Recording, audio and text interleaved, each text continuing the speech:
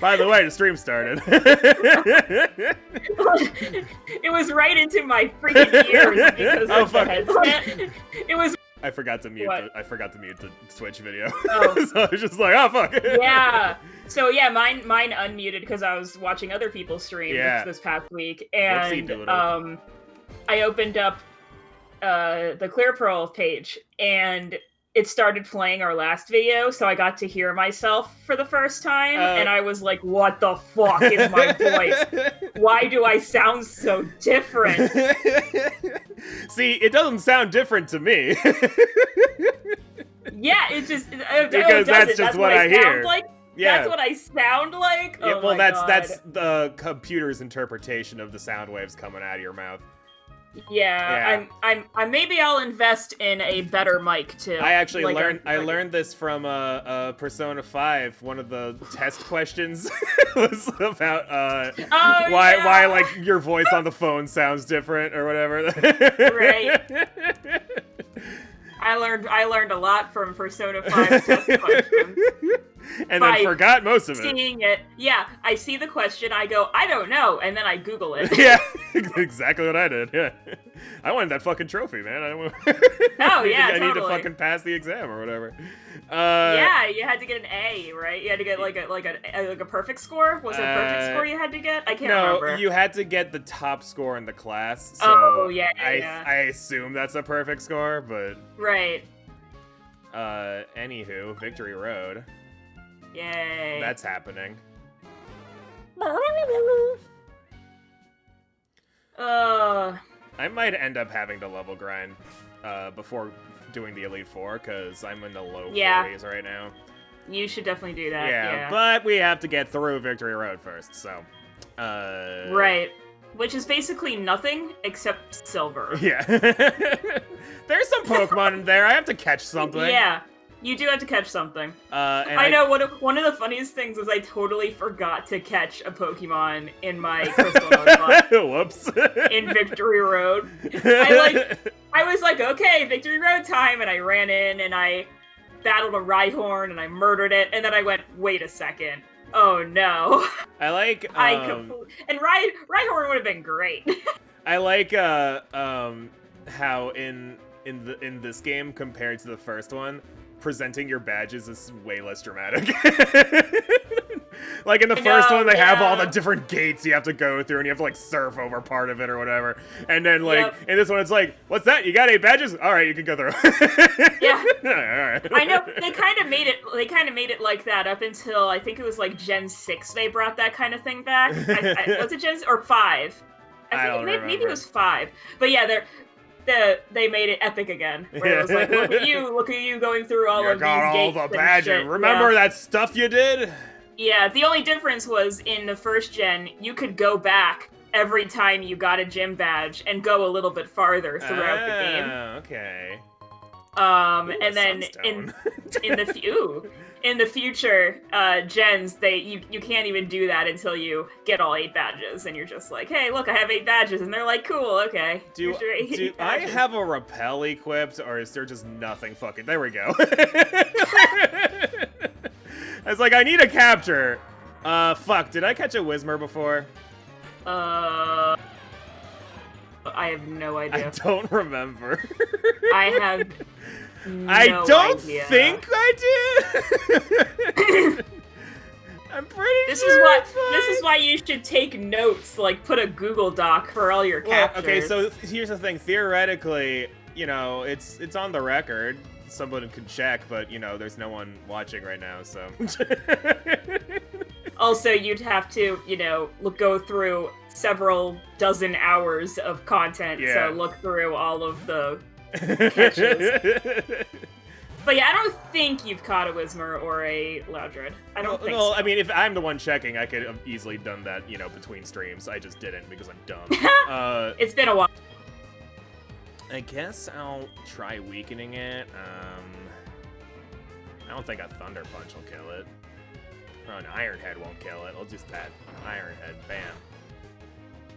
Yeah. Oh, just bear it. Oh, fucking glare. Come on. It'd be annoying. Why have to be such a slut, X-Cloud? Here, heavy ball, motherfucker.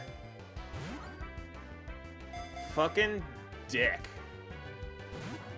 Dude, you're supposed to stay in the ball, X-Cloud. Fucking Moonlight! God damn it! No! You motherfucker! Oh, jeez. Alright, I guess I'll do another Iron Head. Oh, good, I'm paralyzed. Oh, at least he is also paralyzed. Congrats. That was a waste of a turn.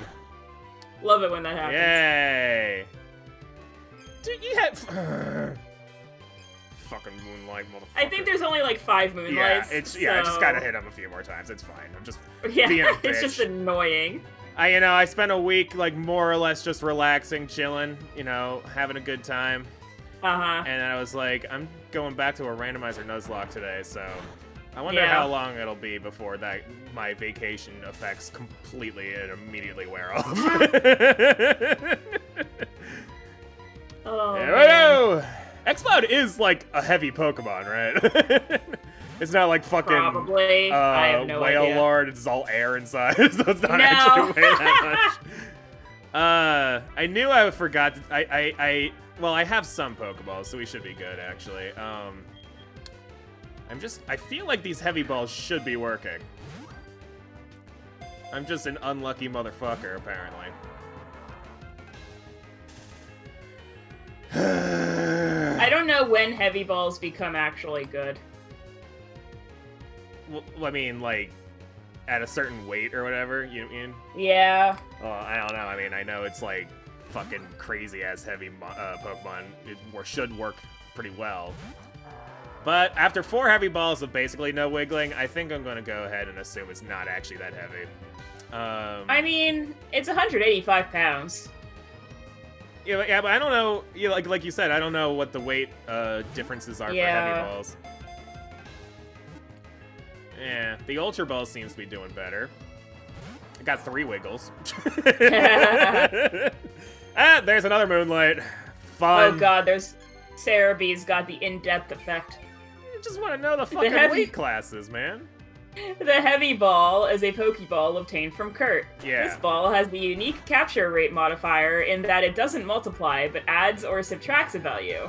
What? This value is determined on the weight of the Pokemon you're trying to capture. Yeah. In Heart Gold and SoulSilver, if the Pokemon weighs less than 451.1 pounds, the value is -20. What?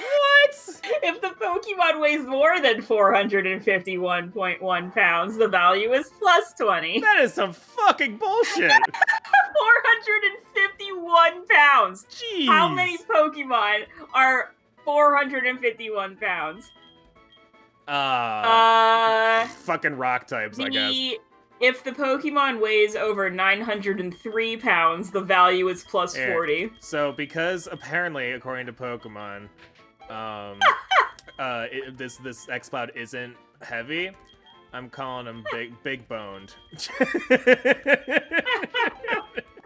I know. We forgot. We were gonna name something after Squirmy, right? I'm gonna just name this Squirmy. Oh yeah, do that. Yeah. Oh my goodness. This will be the last capture before the fucking Elite Four anyway, so. Fun fact, if a Pokemon is captured in a Heavy Ball and then traded to Diamond, Pearl, or Platinum, it reverts to an ordinary Pokeball. Apparently they didn't have the Heavy Ball data in Gen 4. Yeah. How about that? Well, I guess because, like, they made Diamond and Pearl first, and I guess it didn't occur to them that they'd be doing Johto remakes. Yeah, they probably did not even, like, think about it. They're like, yeah, we have it on the horizon, but we didn't really think about it too hard. I was thinking, hey, I feel like it's been a little while since they've announced a new Pokemon game, and then I was like, wait, they've been doing, the like, DLC the expansion pack, and the DLC, and the mobile games, and everything else. The mobile games are a different company, I think. They are, yeah, they're different companies. Yeah, I mean, I'm sure they have to coordinate, but... There's still just so much. Yeah. Pokemon has so many things now. Well, yeah, there are many things to pay attention to, but it's all different teams working on different stuff. Right. So. Yep. Mm-hmm. It's not the same people doing the card game or whatever, like, ugh, no. or the merchandise.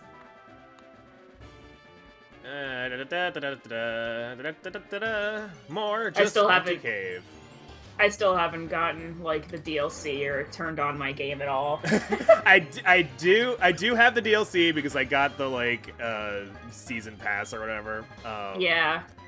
So I got the DLC. I have yet to update my game. Yeah. I want to record it, but I just keep not doing that.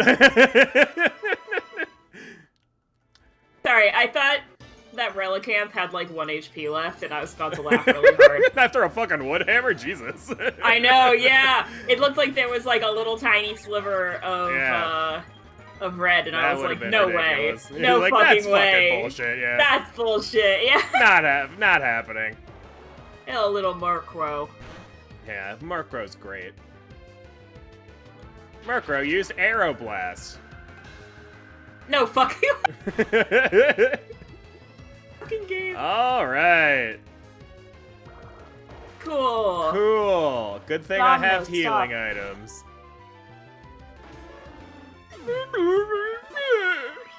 Murkrow, when it faints, is like, what the fuck, man?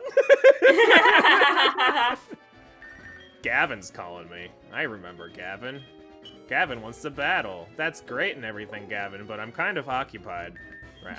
Honestly, I'm surprised I have reception here. Yeah. It'll be good to battle after you get through Victory Road. Yeah, apparently the Pokegear is like a great fucking cell phone service. Yeah, it does. Fucking There was something oh fuck, I could have gotten him as mages here, damn.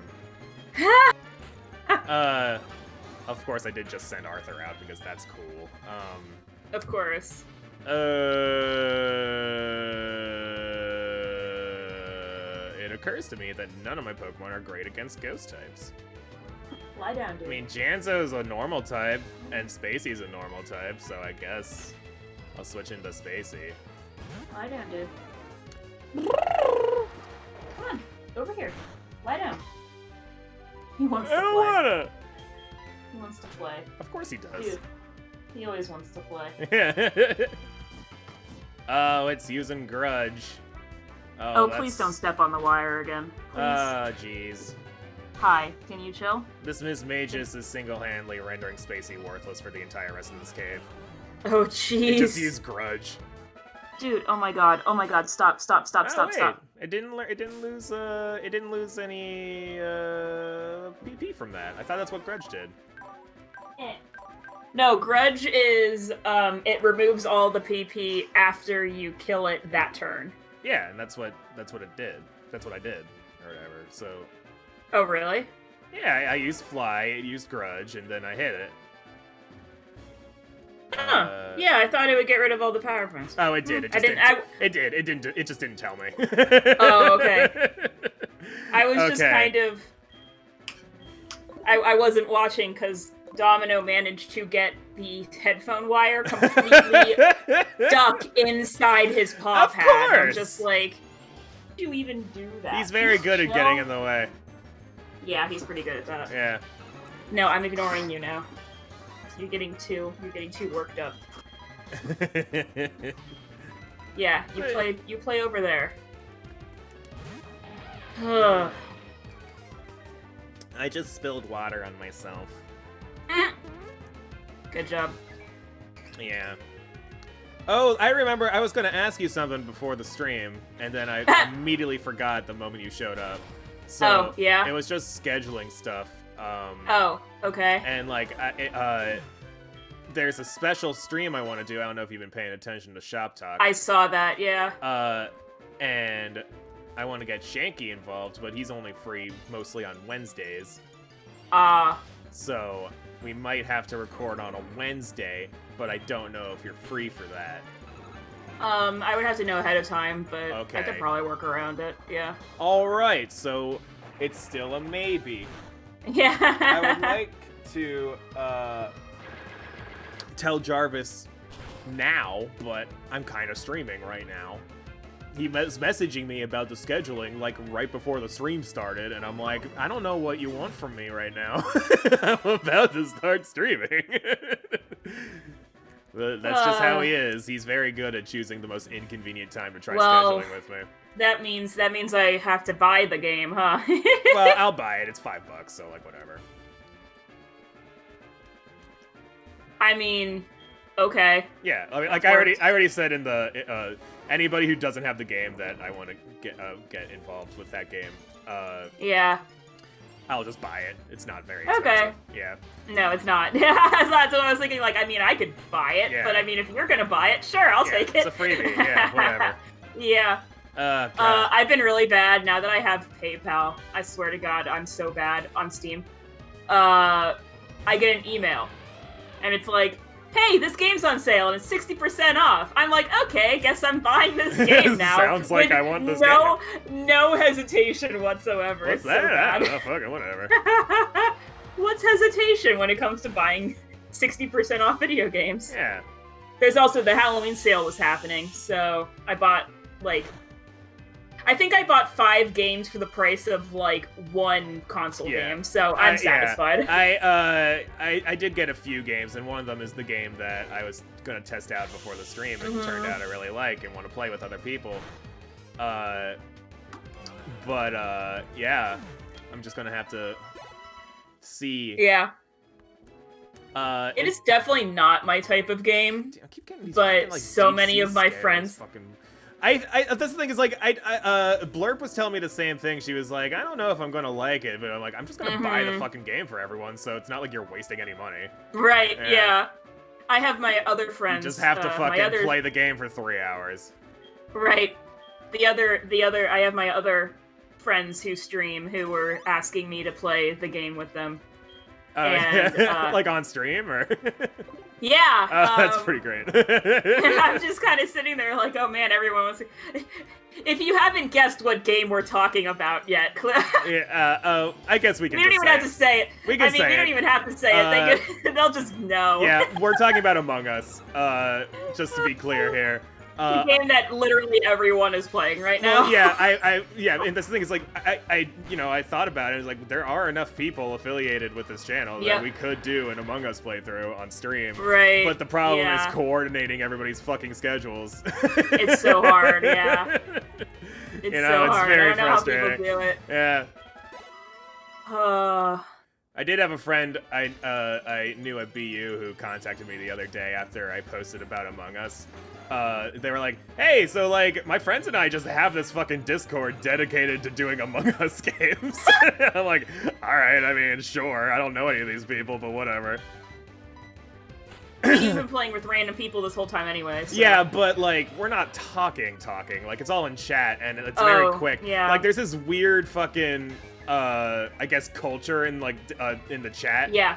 Where nobody says anything unless it's trying to determine who did it or whatever. Right.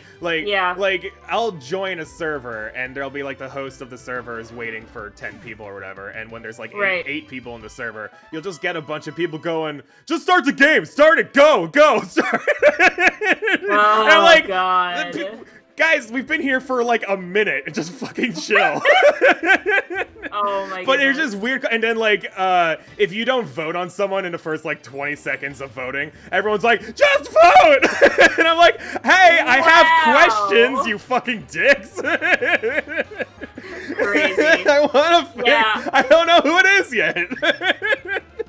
Oh my god. It is very fun though.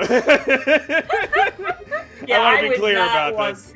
I would not want to play with strangers on this game. No, trust me, it sound like I've got fucking social anxiety, and I was worried about it too. And then I started actually playing it, and I'm like, oh, this is actually nothing. It's just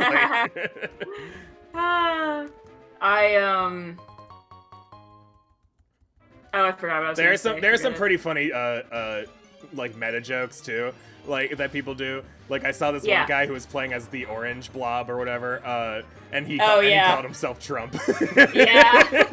and there's a whole bunch of different variations of oh shit, and then when they get ejected into space, it's oh shit, I was not the imposter. Yeah. Just silly shit like that. Right, yep. It's pretty intense. There's memes everywhere. God damn, this cave is not nice to Arthur here. I guess Arrow. So I looked over. So I'm watching the Game Grumps play Danganronpa. Yes. As I mentioned before stream, and the title of part 3 is Aaron does a tutorial, and everyone in the comments is like, no way, what the fuck? And it was funny because the Impossible. Yeah, the game was like, I know this is kind of sudden, but here's a tutorial, and Aaron was like, no. And earlier, it was telling him like buttons and stuff, and he was just skipping through it, and Dan was like, you probably shouldn't be skipping through this part. And lo and behold, yeah, what a fucking 2 minutes surprise. later, yeah. 2 minutes later, what button do I push? What button do I push? What do I do? I'm stuck. Classic fucking Aaron right there. Oh my god. That's like clearly. his thing at this point. Ignoring the tutorial and then wondering what the fuck he's supposed to do. But it's funny because I guess he got the Steam version of the game. Okay. And but he's using a controller. Sure. But the game doesn't change. Oh, like the buttons or whatever in the text, or so they're all like, press WASD to move around, and he's like, I can't do that. I don't know what the fuck that means. But fortunately, there's this one part where it was like, you need to right click on this one thing to like to react or whatever, and he just takes up his mouse and right clicks. I just clicked on my Wobbuffet and it was like, Wobbuffet is concerned about the trap. And I'm like, bitch, your ability is a trap. What the fuck are you talking about? Ooh, a max ether. That'll come in handy. During the fucking Elite Four, yeah. Yeah. Yeah, this cave is more annoying than anything. It's not very long, but you do a lot of ups and downs. Yeah, like you kind of have to figure out which hole to fall down or whatever. I also think they made it longer in the remake. Do you know? Because I think I was playing Silver. Yeah. Or I can't remember which one I was playing on Virtual Console. And I went through it, and I got to Silver, and I was like, wait, already? I remember this being longer. Do you want to know what a great game design is? Putting 3 rock smashes before I can get this item for no fucking reason. It's not like it's a puzzle or anything. Just to be annoying. It's like, oh, not only do you need rock smash, you just have to fucking deal with this shit for a little while. Yeah. Doesn't even do anything. You just have more of a chance of running into like a Geodude or whatever. Well, it's a Masquerain this time, but yeah, because it was maybe just, it's a this little bug was just hanging out in the rock, I guess. Even though it's like super weak to rock. Yeah, it's like uber weak to rock, right? Well, no, ultra effective or. I think it loses its bug typing, so I think it's water flying. So I think no, so it's bug flying. I think. Is it bug flying? Oh yeah, because I was disappointed because it was like not interesting. Yeah. Instead of they could have made it an interesting type, and then they were just like, look, another bug. But what flying if bug type. flying? We don't have enough of those. Yeah, like you couldn't have made it like a water type or something. Like, what the fuck? I swear to God, everything in this fucking cave is strong against psychic types, which is very frustrating. And this fucking Finian has Night Slash! Ooh. It's level 29, so I'm not concerned. Yeah. Its little fins are like, Shah! But yeah, I mean, like, I made a post on Facebook about my thoughts on Among Us. And it was one of my most like interacted with posts like this entire fucking year. and I was like, I thought people were done playing this game. I didn't realize it was still huge. It's still huge. It's like, crazy. Yeah. No, the other game though that kind of died in meme land, but it's still pretty good is Fall Guys. Yes. I ended up watching someone by accident because I was watching a Sims streamer, and she ended up raiding someone, and oh sure, apparently he's a straight up actor. Like okay. he was in fucking what was it, Good Luck Charlie and other Disney things. Okay. I don't think I've seen Good Luck Charlie, but I've heard of it. And he was in a few other things. His name's Jason Dollop. Jason Dahl. That sounds familiar. Yeah, and he still kind of does things, but I don't know if it's his like full-time job. So he's like, I just stream when I'm I'm not acting. Disney gave me enough money to live the rest of my life, so I might as well just start streaming. So he was streaming Fall Guys, but he wasn't just streaming Fall Guys. He was in like a fucking tournament for Fall Guys. Okay. Like it's called Fall Mania. And it's like I don't know how many there've been. I don't know how often. I'm not really apparently sure how it was like it was the third one. How does the tournament for Fall Guys work? So basically, you have to just kind of deal with what they call NPCs, even though they're real people. Okay. So they separated, but it was like a bracket thing. Yeah, and but you'd have to have like 100 games or whatever, or I guess like 60. I think it's 60 per game. There's 60 players, so you'd have to have 60 fucking, like... No.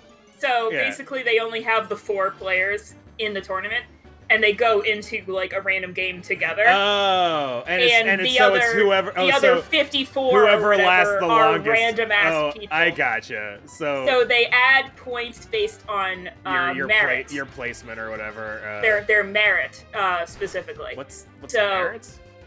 Merit's like your point count. So the purple. Your kudos, that's the word, kudos. They count your kudos, which is basically if you finish first, you get more kudos. If you play well without any mistakes, you get more kudos. It doesn't.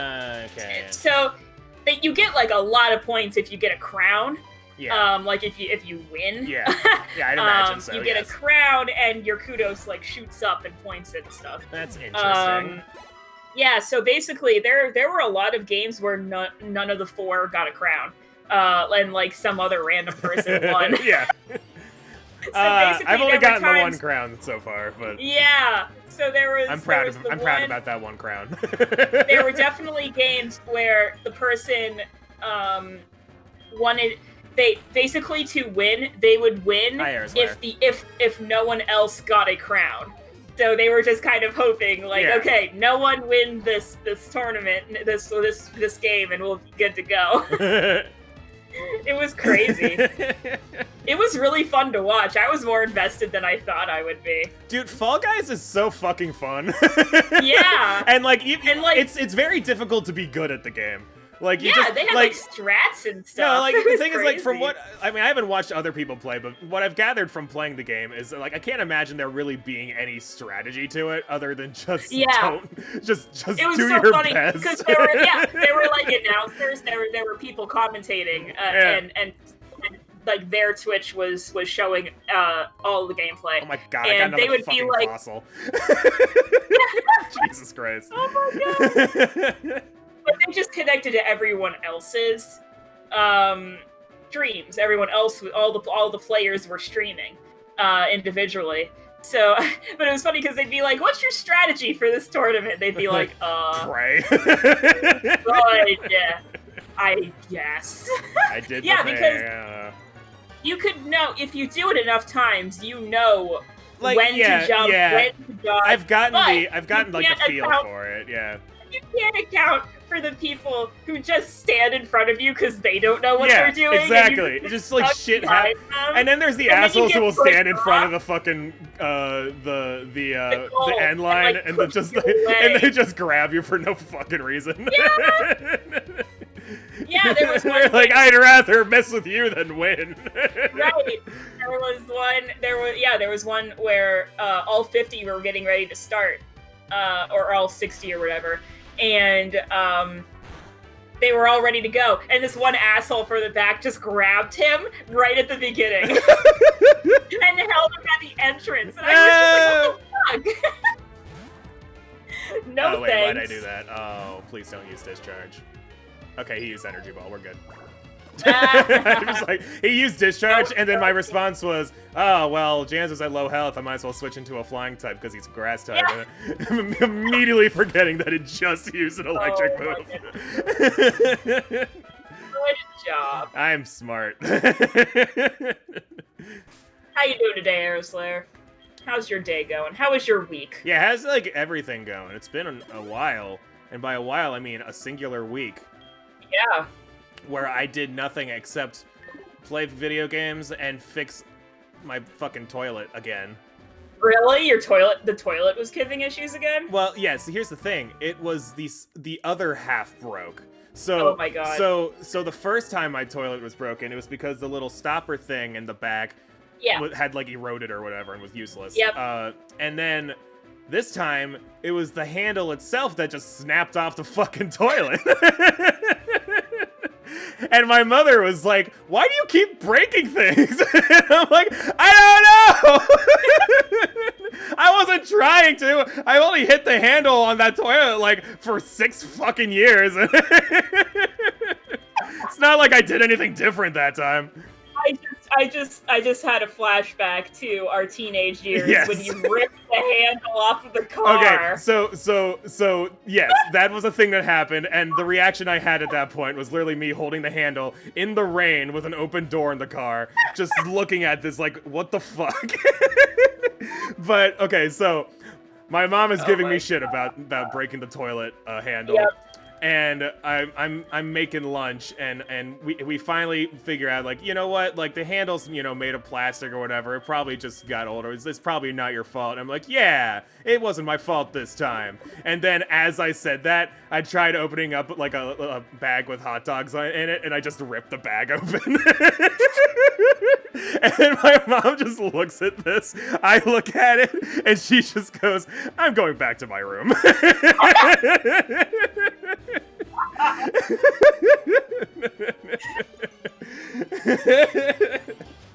I love Mom so much. She's great. Yeah, you've always kind of just had those things happen. Yeah, I don't know. Because you're not like trained at all in strength, but you are a big dude. Yeah. So like these just kind of happen. I know, it's not like I'm lifting weights or anything, and like the movement that I had been doing on this handle was the same movement I had been doing for a very long time, and this is the first time it broke. And I'm pretty sure it's just like with the toilet anyway. It was just like it was probably like a little snappy, and then I just kept see like what happened was I thought it was just the toilet was clogged, so I was pulling the handle a little harder. Oh. And then it snapped off, and I was like, oh, that was the problem. It actually had nothing to do with the pipes. Yeah. It was the like I was like plunging the toilet because I thought it was clogged, and then then I would flush it again, and everything would be fine. I'd be like, okay, so I fixed it, and then the handle snapped off, and I was like, oh. Yeah. There was something wrong there. There was a completely different issue than the one I thought was the issue. Are you able to just replace that toilet? Can you just be like, I mean, we're allowed to, but everything wrong with it is pretty easily like just fixed. Isn't like the toilet cover like broken? Yes. Or is that something? When we went to Home Depot to get a new handle, we also picked up a new toilet seat. Oh, okay. Yeah. All right. But because I never got around to fixing that one. Right, yeah. the toilet seat that broke when I sat on it trying to fix the toilet's other problem the first time. No, I was so annoyed. Yeah, that wasn't your fault. I know that toilet seat. It was a very weak toilet seat. Like, it's one of those things it doesn't look weak, but then you put your knee on it and it just fucking caves in. You're like, oh. Yeah, I had never really thought about it, so I sat down because like that's the reason why toilets are shaped like that is for plumbers to fucking sit down on it and work on the back, so it's way easier. So that's what I did, and the toilet seat just fucking broke, and I'm like, God damn it. Yeah. It was a very weak seat. I know. I was just like, this is just a fucking, like, this is fucking bullshit. I told you we finally just called a plumber on our toilet, right? We just called a plumber, and because we tried so many things, and it was just like, I don't trust myself anymore. I'm just gonna call someone and pay to just have them replace the thing. Because I knew exactly what the problem was and what I had to replace it with. I even bought the thing, but I just did not know. I did not trust myself to open up the back of the toilet without just breaking everything. Like, I will call a plumber. Like, yeah, I mean, the issues I've had with my toilet, as numerous as they have all been easy fixes. Right. Yeah, like, Yeah, like the flapper, the flapper yes, part. The flapper that would have been easy. Yeah. But to fix the overhead thing, the thing that so basically the ball cock, I think is what it's called. Someone had a fun time naming that one. Yeah, but I forgot that Silver just sprints up to you and then acts all cool, like he didn't just sprint up to you. I like that Silver actually brings up the fact that nobody else was here. He's like, hey, did you notice that we're the only non-pussies right now? Yep, right. Yep. Oh fuck, another starter. Oh, okay. Not evolved. Yeah. Because it's supposed to be Sneasel, so. Yeah. Sneasel's not the most impressive stats-wise. Right, yeah. But yeah, it's basically the water just kept running past the line, because the thing's supposed to float up with the water that goes up. Yes, but that is what's supposed to happen, yeah. Yeah, but it got submerged when we got it. I don't know what we did when we set it up, but it got submerged in water, so it was heavy. It was too heavy. So when the water went up, it just kept going up past the floater. Yeah.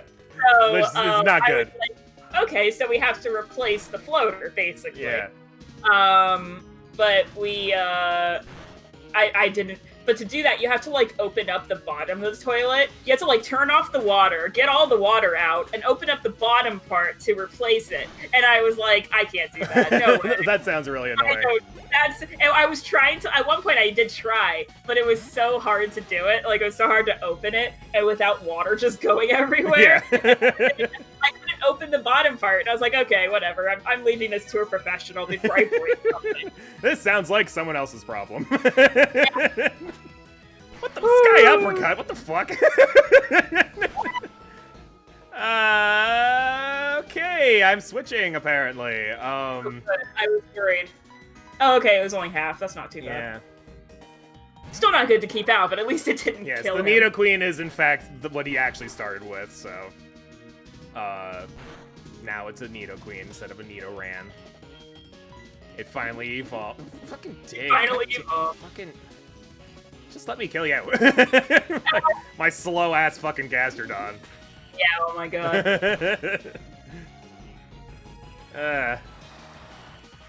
There we go. I'd like to use my starter against his starter, but unfortunately my starter's dead, so.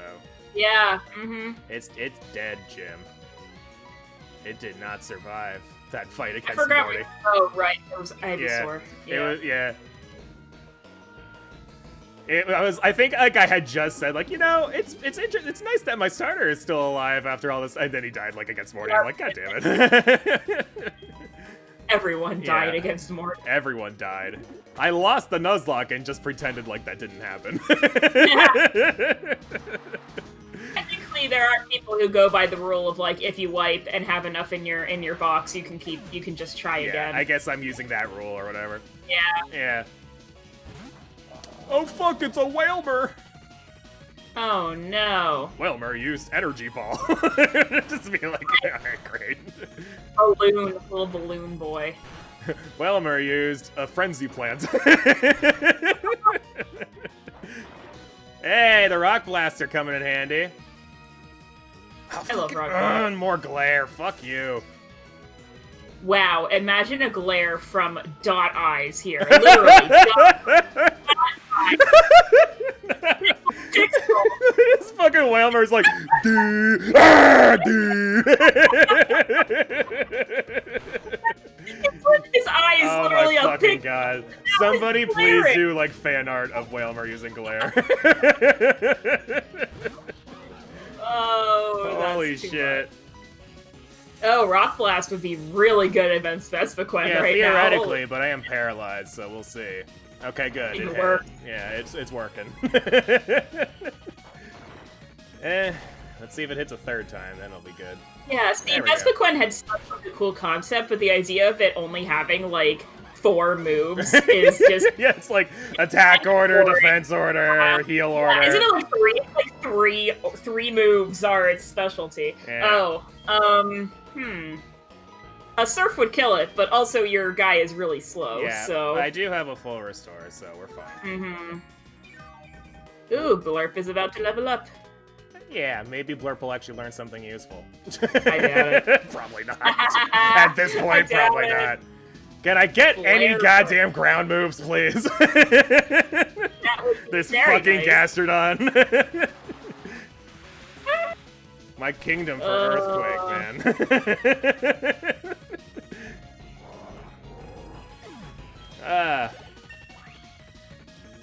Yay. Yay. I couldn't win. You see that? Even Silver understands a Dragon Tamer more than Claire. Yeah, right? Fucking Silver. I kind of forgot that they just gave him, like, a stupid Ahoge Mohawk thing on his Sprite. Like, that's stupid looking.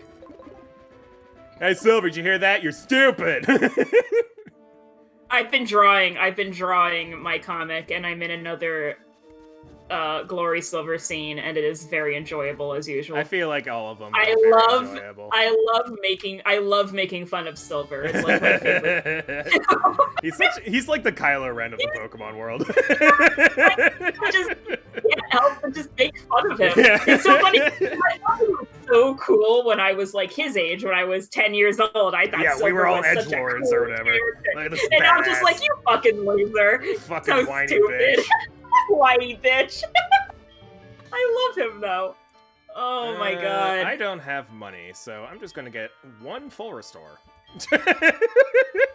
Nice. I think I might have some stuff I can sell. They'll just watch me like need one last fun. I'll be like, ha! I did need that one full restore. Yeah. Oh my god. Oh, I've been getting so many stupid spam calls. I actually have been getting kind of lucky recently. I haven't gotten much. Oh, I'm actually surprised. Yeah, I was getting a million of them before, but I guess they gave up because I never responded to them. I mean, I just get different get different numbers. I don't know.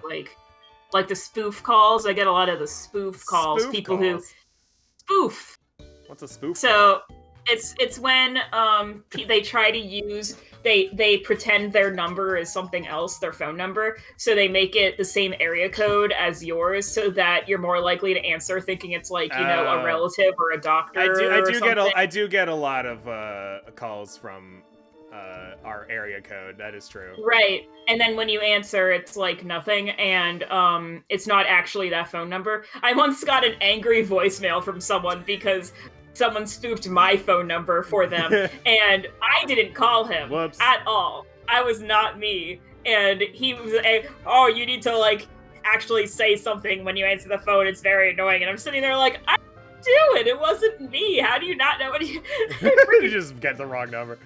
Yeah, I was like, please can we stop for a second and appreciate this poor old man and his Abra who has to retire because everyone just flies now? Forgot about that. Yeah, because he's like, I used to teleport everyone. Yeah, in the original game, you couldn't fly in between regions. Yeah. So you had to, like, go back down and then fly. Yeah, okay, so I think I have to level grind. Yes, you should. Because 42 and 43 is not the most impressive. I would say, like, at least 45. Yeah, we'll see. 45 isn't too bad. Yeah, but Training it goes up to 50. Yeah, I mean, you could do 50. It's just that you can heal after every battle, so... It's just, but yeah, it's randomized, so Lance could end up with, a Salamence or something. And like what he actually did when we fought next to each other. Yeah. Mm-hmm. Who has the lucky egg right now? No one. Wait, what? Dragons, are you talking about the spoof calls? Yeah, probably. Did it happen to you too? Yeah, it happens to everyone. Yeah. Oh, it's such a pain. Okay, let's see. It's probably... I was like, I don't need an angry voicemail from some random middle-aged dude working some office job. They're the ones who scare me the most. That's the scariest demographic. I do not appreciate fucking... What the fuck? Rich white men yelling at me. I just realized this combi's holding a TM. That's funny. Originally, I think 32 is like a double team. This Medicham is a TM also. Why all these people have TMs? Oh, that's weird. I'm like, this fucking Pucciano also has one. Oh, did you see the full restore? Yeah, Cresselia's got a fucking full restore. Yeah. Oh shit. So wait, where the fuck is my lucky egg? When someone's teacher called me to want to discuss my child's behavior in class, I was in high school. Well, yeah, back in high school, I actually got a lot of calls from people trying to make appointments with a doctor. And I was like, yeah. I am in fact not a doctor. Somebody in Baltimore. I just went scrolled past it like an idiot. I keep getting like phone calls and getting signed up for things in Baltimore. I think some asshole in Baltimore is using my number, and I'm just like, why? There's this comedian I was watching. There was a stand-up comedian I was watching who got annoyed because some girl started using his number as a fake number in bars or whatever. So he was just constantly waking up the dick pics. Oh, God, like, yeah. Man! I don't need this. No thanks. Yeah. Also, it really is something that just is baffling to most guys. The amount of dick pics that women get on their phones. It's just like, because like most rational people are like, maybe I shouldn't start a text conversation with this person with a penis. Why is that a thing? I don't know why people think that's cool. No thanks. Oh boy. Am I confident enough in myself to have high jump kick on Ambipom? Do you have anything to replace it? I probably replace Judgment because it sucks on Janzo. I mean, if you never use Judgment and you never use high jump kick, it's kind of the same thing. I guess, yeah. I mean, they're both 100 power. High jump kick's physical, so it'll definitely deal more damage. Just maybe put like an X accuracy or something beforehand if you're scared. By the way, Love in the Time of Dragons, I noticed before we started the stream that you are the most recent follower, so thank you for that. I did see that too. I wasn't sure if that would happen while we were on break or not, so I just wanted to say thanks now if I didn't before. Okay, let's see. Waterfall's probably fine on these guys. It's a good thing I didn't have to waste my time with Togetic dupes. Yeah.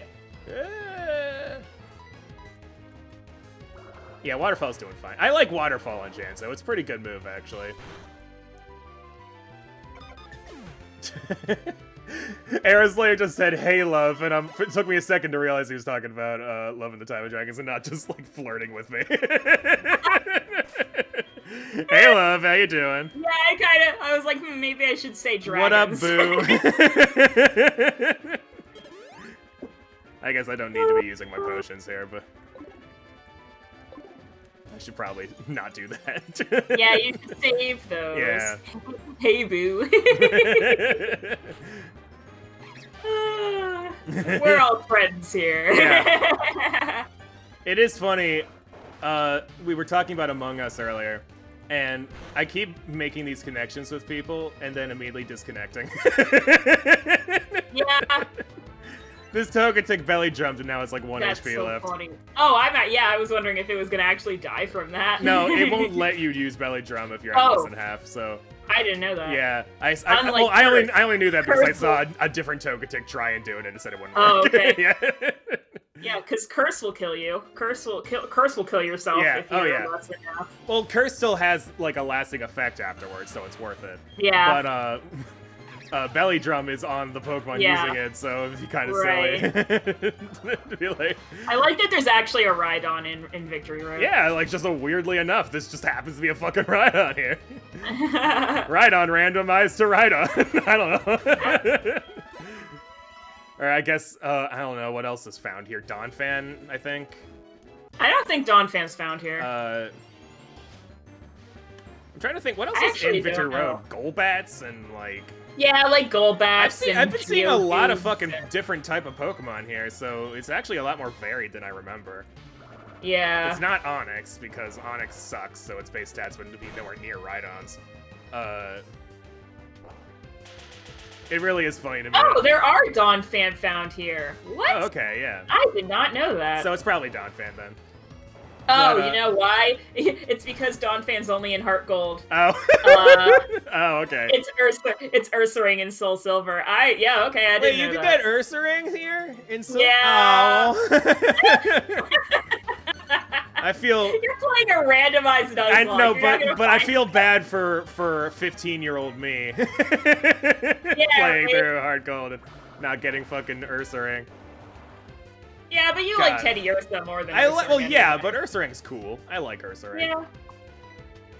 I would rather have Teddy Ursa, but...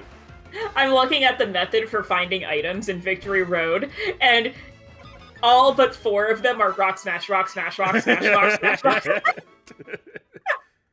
Man, this Lucky Egg is making my life so much easier. So yeah, it's Golbat, Graveler, Donphan... No, wait, you're playing SoulSilver? So Golbat, Graveler, Ursaring, Onix, and Rhyhorn. I like how Lickitung looks surprised at its own tongue. It's like, oh! Where'd that come from? Bam. Oh my god! It's all separated into like the different floors and rooms and stuff, but they all have the same Pokemon in every room. I'm pretty sure. I don't see any differences. So maybe it like randoms different. No, because Nah, yeah, it's all. I think it's probably the same. 1, 2, 3, 4, 5. There's 5 different types for standard, and then Rock Smash would be different, I think. Yeah, the Rock Smash was like the Masquerain and the Finian. Yeah. Mm-hmm.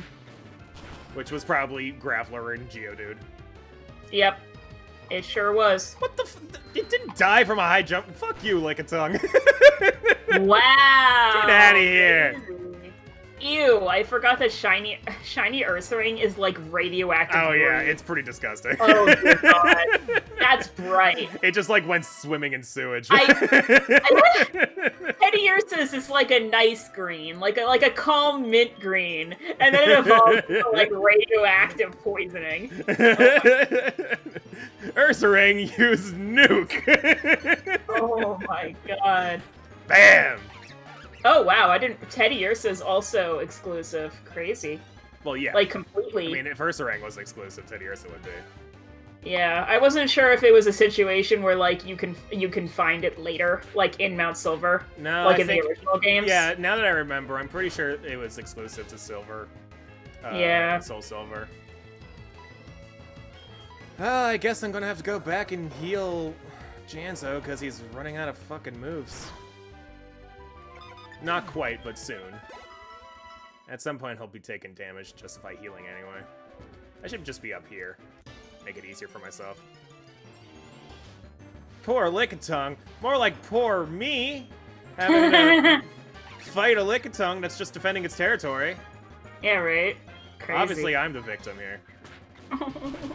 Sorry, my dog did like 5 spins on his dog bed to like before he lied down. Yeah. He made it very specific. He was like, okay, I need to be in this corner and then circle around 5 times.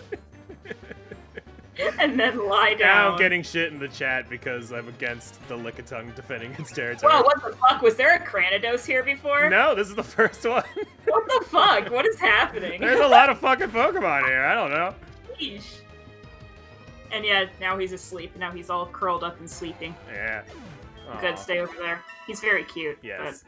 But I don't need him stepping on my headphone wire anymore.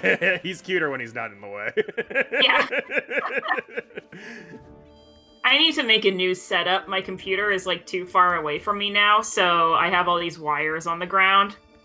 Okay. And it's very hard to draw when my tablet wires are like struggling. Yeah. So I actually have a problem with my mouse because the wire on the mouse is like tangled with all these other wires, like my mic and my fucking keyboard. So when I'm trying to move my mouse, it's just like, come on, fucking go. Yeah. Yeah, like every time I turn on my tablet, I have to like readjust the wires and push them back in so that it actually turns on.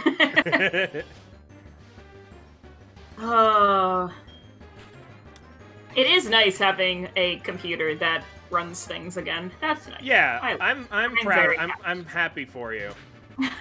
I got back into playing The Sims. Oh my god, we need to get more multiplayer games. Yeah, we do. I would. What are your thoughts? What are your thoughts on Overcooked? Oh, that would be fun. That would be good. Also, what's it called? Unrailed. We should get Unrailed. Oh, you should get Unrailed. Oh yeah, I should look up Unrailed. Yeah. Yeah, Purple 8 and I loved playing Unrailed together. Yeah. But yes, I haven't played Overcooked. That would be a fun one. Yeah. But also, what are your thoughts on doing a 1v1 Civ game? Oh god, no. You would destroy me, dude. I saw you one king the other day. Oh, okay, but I did it for the achievement, which means I basically cheesed it completely. So what I did was I had a huge continent map. Okay. And only one other opponent. and the opponent I picked was Gandhi. So he wouldn't kill me in the medieval era. So I was able to like amass like all this stuff because Gandhi wasn't getting in my way. And the thing about Gandhi's empire is that his ability basically makes it so that it's not beneficial for him to have a lot of cities. Oh yeah, He has like extra penalties for having more cities, so he wasn't settling that much. So I basically just surrounded him, and then because we both started on the same continent, I just sent a bunch of settlers to the other continent. I had like all these resources, so I was able to do it. But it was through absolute cheese. And a regular game of Civ I would not have been able to do it. I've tried. It's very hard. I haven't. Okay, so I was playing all these settler games just to like remember how the game worked. Yeah. I was really struggling during our game, so I played through our game at like level 4 or whatever it was. So I was like having a lot of trouble. So I have been learning tricks again. I'm like remembering how that's how stuff works. Yeah. Yeah. No, I should probably play a chieftain game just to see like. How I actually level 3 I feel like you'd be able to do pretty easily. Like so level 3 you have like slight bonuses over your over the AI players. But it's not that significant. Like the difference between 3 and 4 isn't that bad from what I've seen. Settlers 1. Yeah. And then what's 2? Is that chieftain? I think it's chieftain because I think 3 is like warlord or something like that. Yeah, and then it's like king. Yeah, I don't know. And then it's like immortal. Prince is level 4. Oh, okay. Prince is level 4. 5 is king. 6 I forget. 7's emperor and 8 is god. I think. Yeah, like deity. I think it's like deity is the word. That's what it is. Yeah. Oh, man. I don't know how the fuck anyone could beat level 8 unless they absolutely just fucking cheese it like I did. Yeah, I mean, there's some people who are really fucking good at strategy. Well, it's people who are good at math. And, like the people who can beat level 8 are the people with calculators right next to them. Yeah, so I beat Settler and Chieftain. Yes. I actually beat Chieftain first. I actually completely skipped Settler when I first played. I still got to play through all these other like people. Yeah. Yeah, and then it's Warlord, Prince, King, Emperor, Immortal, and Deity. Oh, Immortal's before Deity. Okay. That's the order for achievements, so that's what I'm assuming. Oh yeah, I'd imagine so. Yeah. Yeah. It'd be really silly if they didn't do it in that order. I have this weird. I don't know if you've done this yet. It says there's the Oh, never mind. I know now. I was looking at okay. I don't have the achievements for fully exploring some of the policy tracks, and it's because I get the ideology first. And you just ignore the fucking policy. So I finish the policy. No, yeah, I mean, some of the policies are only really useful for specific, like, builds or whatever. So, like, like the exploration track is, like, I almost never use it. It's just like... I used it as, like, one of my later policy tracks when I got thrown into... I picked, like, a random map, and I got thrown into the one where it's, like, a bunch of little islands. Yeah. Yeah, and it's very useful in that one. Oh my god, it's hard. I was like, I wasn't struggling on Settler, but I was like, what do I do? I can't do anything. My people can't go anywhere. I can't sail. I can't go anywhere. I settled on a different little tiny island. Yes. And I did a little tiny island, and then it started starving, so then I had to, like, make a cargo ship to send food down to it. I like, Loving the Time of Dragons is saying, let Janzo nap. Take a knee. Wow, yeah, up to 47, holy shit. Well, this Lucky Egg is really fucking crushing it, man. I forgot you got Lucky Egg. Yeah. I was like, man, I didn't expect you to jump levels that fast. Yeah, it normally wouldn't be doing anywhere near this. Oh, man. But yeah, I got some very good use out of the exploration track in that run. Yeah, because you get, like, extra movement or whatever with your boats, and like, you get more architects and stuff. Yeah, stuff from coastal city bonuses stuff. Janzo needs to be awake for Xehanort's rambling. That'd be funny if Champion Lance was actually Xehanort.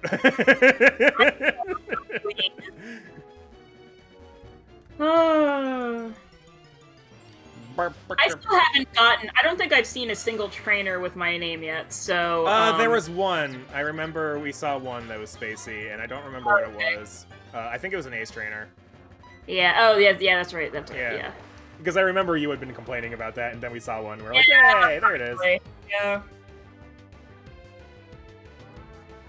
I remember when I would play Heart Gold with my friends, and we would all compete as a bunch of idiot high schoolers who don't actually understand how competitive battling works, but we were still, like, we would Google Smogan, you know, like, and do what they said, I guess. Yep. But, like, we weren't nearly as good. But on that team, I had a Rhyperior, and I was very happy with this Rhyperior. And it was a pretty, like, for a while it was one of my favorite Pokemon. Pretty cool dude. He got Rock Wrecker, which is just badass. That's a move. Yeah, that's Rhyperior picks up a giant fucking boulder and hurls it at its opponent. Just like, yeah. Yeah, that's what I thought strength was. Yeah. In Gen 2 because the animation, yeah. Yeah, the first couple gens, they were just like, hey, look, it's a rock, and you throw it at a rock. Yeah. Rock is here, rock is now there. Yep. I pick up rock and put it down. Oh. And so I woke up to an alarm for the first time in a very long time. Oh boy. Yeah, you had something to do this morning? Yeah. Well, no, I set my alarm for like 1. Wow. And I slept until 1. My sleeping schedule has been completely fucked up backwards. So 1 is actually an improvement. Yeah. So I stayed up. At some point, I don't know what happened, but I stayed up until 7 in the morning.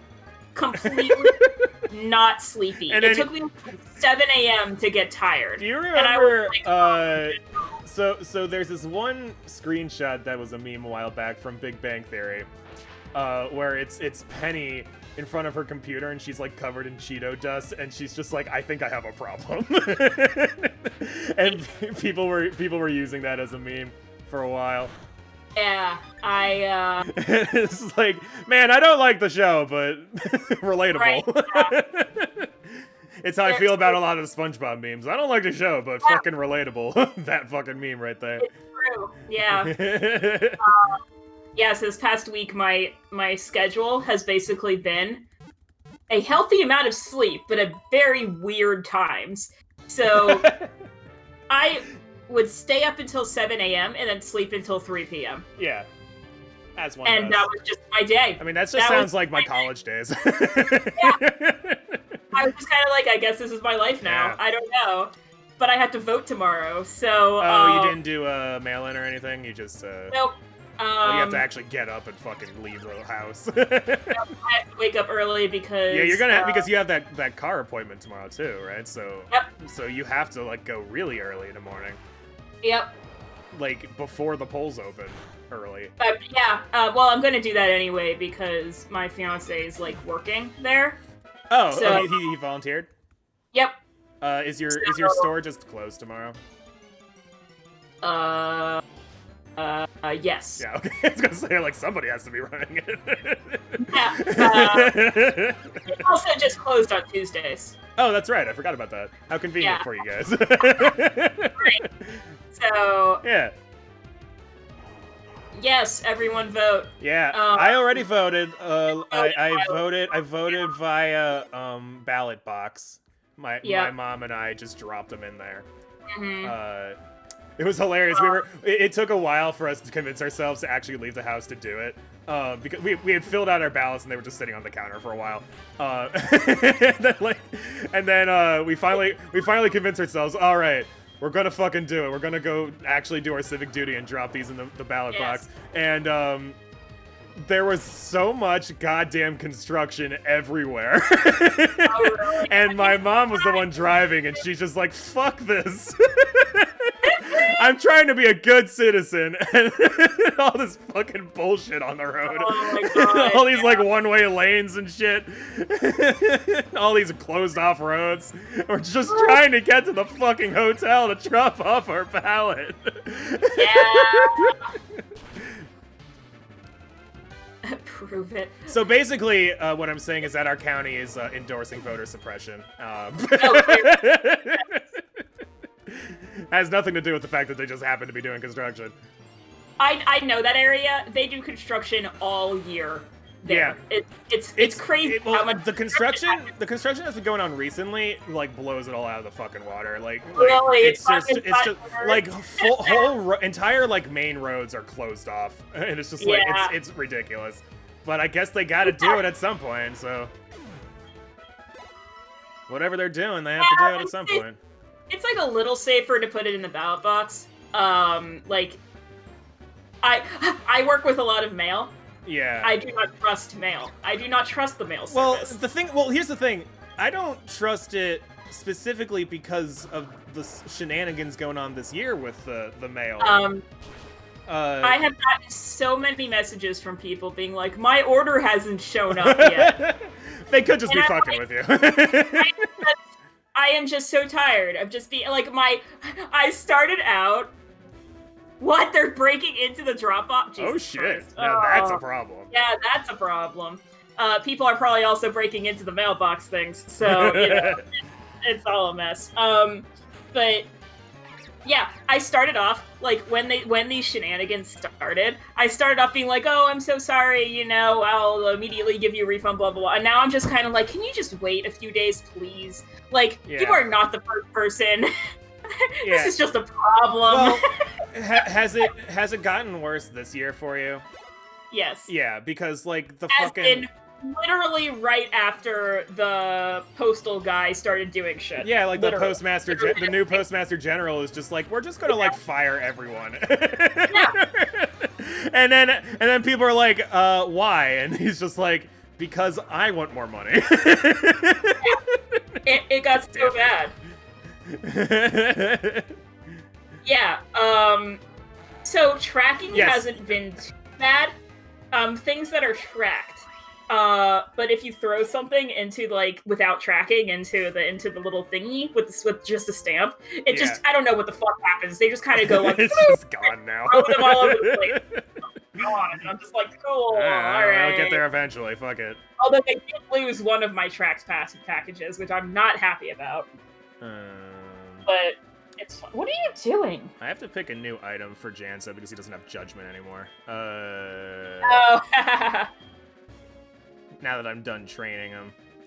See, that's the thing. USPS is so fast and reliable when it works. But then when they lose packages, it's a total disaster and a half. Oh my god! Like, where the fuck did it go? Where Fuck it, did it go? you're getting a bright powder, Janzo. I haven't really done much with FedEx lately, or UPS. I haven't had any problems with them, at least. But I also don't like buy anything really, so I haven't really. I mean, my computer got here just fine, so I don't have any problems with them. Was that with the fucking postal office? Or? No, that was it was UPS or FedEx. Yeah, UPS and FedEx are generally pretty reliable. They also charge a shit ton of money. Yes, they're very expensive. Yeah, I had to use UPS to send all my stuff from California back home. Yeah. When I was moving back to Maryland. And I think I had like 4 boxes of stuff because like I couldn't just like drive it back. I didn't have a car or anything, so right. I had to put it. And also, it was cross country. Yeah, and it was cross country, and I think I spent like $500 or something. It was just that's insane. And the thing was like I had also spent $300 just paying someone to get rid of all my fucking furniture. Yep. Because they wouldn't go up the stairs. So there's like a ton of fucking volunteer services that will take it for free, but none of them wanted to go up 2 flights of stairs to my apartment on the 3rd floor. So and so I'm just like, yeah, I have to pay some guys to just get rid of this shit. And it was rough. That's relatable. My favorite is when something arrived in my hometown, and then they decided to send it back out to Ohio, and then South Carolina, and back. Oh yeah, tracking that stuff. Like when you get when you're like wondering why a package is late, so you look at the tracking, and you're like, wait, so it was like 2 blocks away from me, and now it's across the country. Yeah. Who did this? Crazy. Oh my god. Hi, buddy. And it's like, well, still get there in the amount of time that they said it would, so it all works out, but it just seems like such a waste of gas and, like, yeah, it's just, I'm sure it's just some weird formula or whatever that they use. Totally. Yeah, I think it's all in paperwork, and there's so many packages that they don't want to, like, mess with the paperwork, so they just go with it. Yeah. I would do the same thing, honestly. If my paperwork said, put it in this truck that goes here, I'd be like, okay, I'm putting it in this truck that goes there, because I don't want to lose it because they get it on a different truck or whatever. Yeah. Oh. I do not envy anyone who works in delivery, like, oh my god, package delivery, anything, any of them. I can't imagine. USPS pays really well though, because they're a government job. But do they? Yeah. Like, well, they pay pretty well for like a job that doesn't really require like a career choice. Like you don't need like a fucking degree or whatever. Yeah, you don't need a degree or anything. Yeah, because like I thought I heard a bunch of stuff about like mail delivery people not getting paid enough, or like there was some sort of issue with that, like not even just this year, but just recently. Like the post office has been losing money since like 2014 or something. Oh yeah, it's because they had to pay 50 years in advance everyone.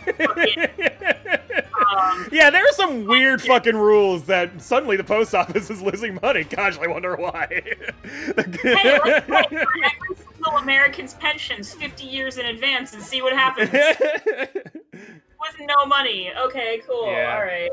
It's so great how the government can just completely scapegoat the post office and say it's technology's fault. Yeah, right. When it was doing great, even with like the internet and UPS and everything, and then it was the government who fucked it up. Of course they did. Who fucks it up better than the government?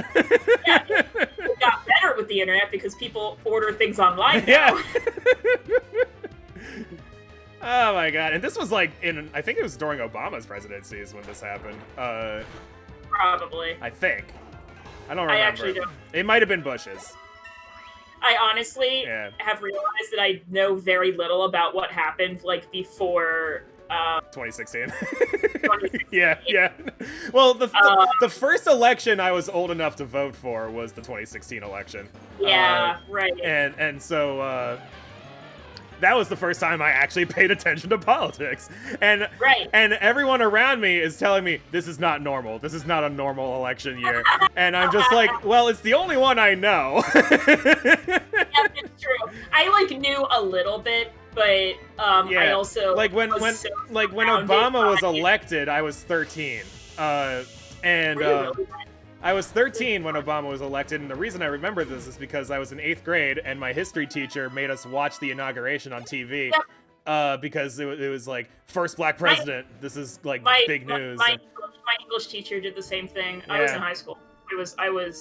I think it was 10th grade. I mean, it was literally my history teacher who made us do it, so it makes sense. It was like, y'all are learning about presidents. Look at the president being president. I don't think it was the inauguration. I think it was like the announcement that he won. Yeah, no, for us it was the inauguration. Yeah, probably also the inauguration, but I remember like the day that he won and it was confirmed. He did like a speech or whatever. Yeah. I don't remember what the fuck he said because I was 13. I was sleeping through class, but it was history class. If I told like 13-year-old me that I would find history cool as an adult, I would not fucking believe me. Yep. History was the goddamn worst growing up because it's so boring. It's the most boring fucking... And the reason is because there's no context for anything. You're just memorizing dates and like people's names and stuff. Like and so like it's so boring because there's no story. You're not actually learning history. Yeah, like really. And then like I went to college and it was like, and then I went to college and went, oh, history's just like a story but real. I'm a writer. I like writing. This is just the real world writing something. Yeah. It's like really interesting all of a sudden.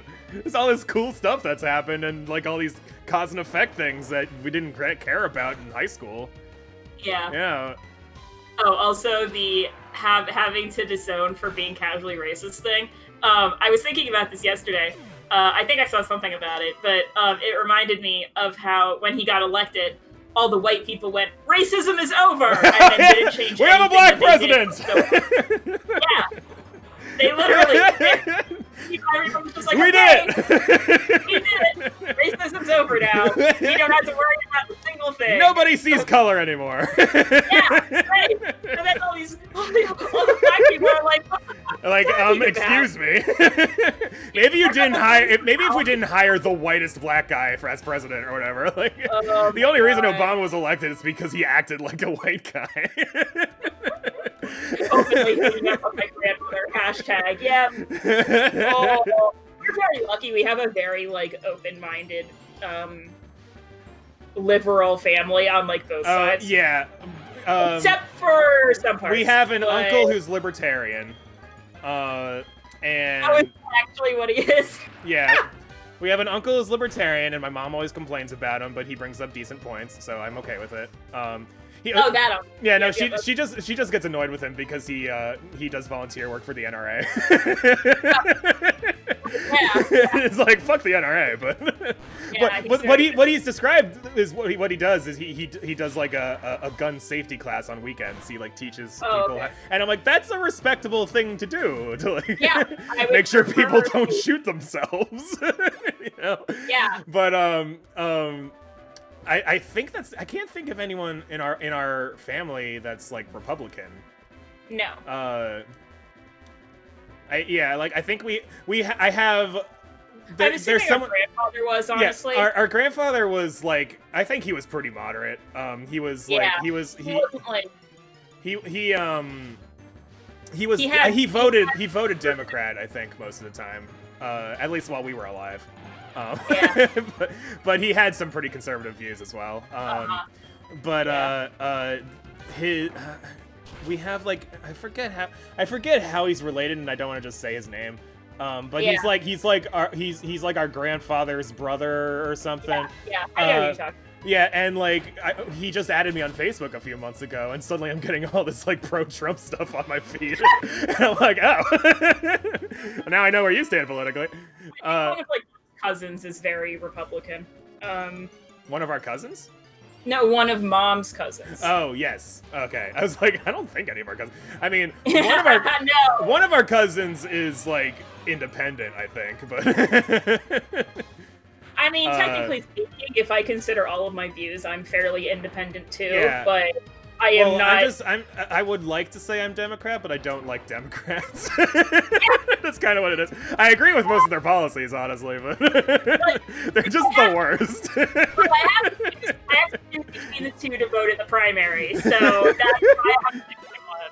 And the thing is, like, this election, I can either vote for one person I don't like or another person I don't like and also disagree with on everything. I also try not to talk too much about party affiliation for me because I live in a state where Proud Boys could show up and shoot me for you live in a very like conservative area. Yeah. You had did you tell your story about on stream before about the fucking anti-mask guy? Yeah, you I couldn't remember if you told it on stream, but I told it the next day. Yeah. Like, oh my god, it's so fucking. It's like that's where you live. It's just people just feel okay with doing shit like that. Honestly. But what was I gonna say?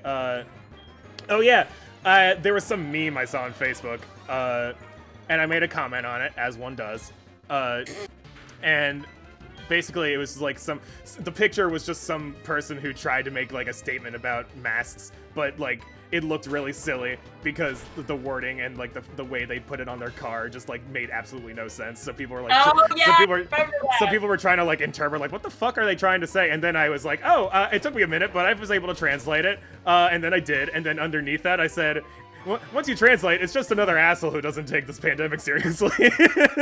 And then I got a bunch of anti-mask people commenting below my comment. Go like, oh yeah, the masks don't work. I'm sorry, there's not a single thing you can say to me. Yeah, there's not a single thing you can say to me that is accurate and will change my mind. You are just stupid and annoying. Well, the thing is, like, all the comments were just like memes like, ha, told him! Yeah.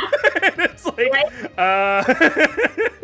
I'm like, I mean, if you think you won the argument because... I don't know, I mean, I didn't respond because I didn't want to hurt my brain, but... that would have just made it worse. Yeah. Also, I appreciate those Proud Boys. The Rainbow Proud Boys. Oh yeah, the people who, like, took over the hashtag. They're the fucking classic. Do you remember, like, didn't, like, K-pop fans take over, like, a Nazi group or something?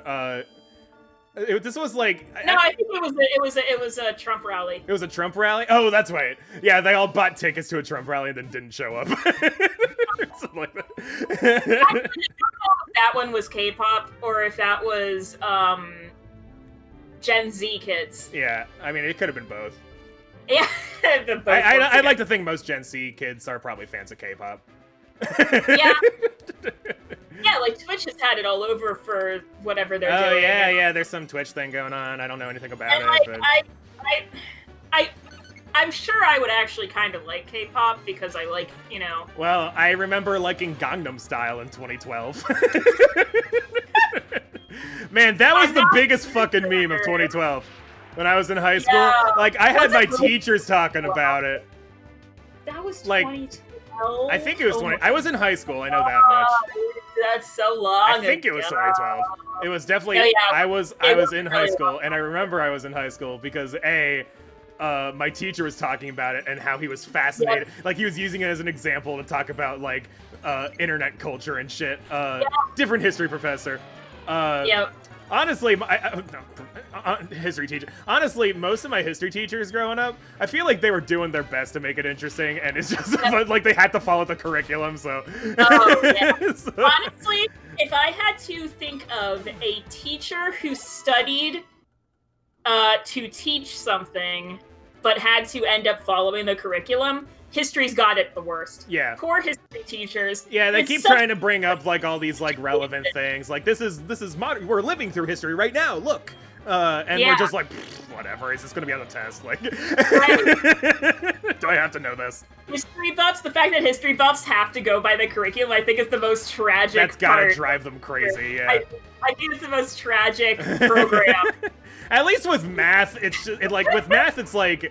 Okay, I mean, like, you're gonna need to know how to do this, and it's not like there's any other way for us to tell you how to do it. Like, this is just how it works. This is math. I think English is probably English. Almost, it just is tragic history, for the same reasons. For the same reason. At least you didn't have to read Klansman, a historical romance of Ku Klux. I have to read this because the auto mod was like, they said Ku Klux Klan, so I have to allow them to say Ku Klux Klan. Oh God! In the context that they're saying it, it's okay. Yeah, you might regret that though. Maybe turn it back off. Yeah, I mean, I could just ban someone who's using it as hate speech, but that's fair. Yeah. Where's my? Every time I get confused every time I click off of the game and have to like do something in the Twitch chat. It's like, where are my windows again? It's banned on Twitch because trolls will use it. Yeah, I'd imagine that's so. That's why player. Yeah, it's like they'll be like, join the KKK today. Yeah, just like will like spam it or whatever. Yeah. Also, what the fuck? That's crazy. Klansman. Oh my God. A historical romance of the Ku Klux Klan in order to supplement To Kill a Mockingbird. Oh! So it was to tell both sides of the story here. Okay. The racists were like, but we look bad in To Kill a Mockingbird. Oh dear God. They made us look mean. It's not that I hate black people, it's just I don't think they deserve the same rights as us. Oh my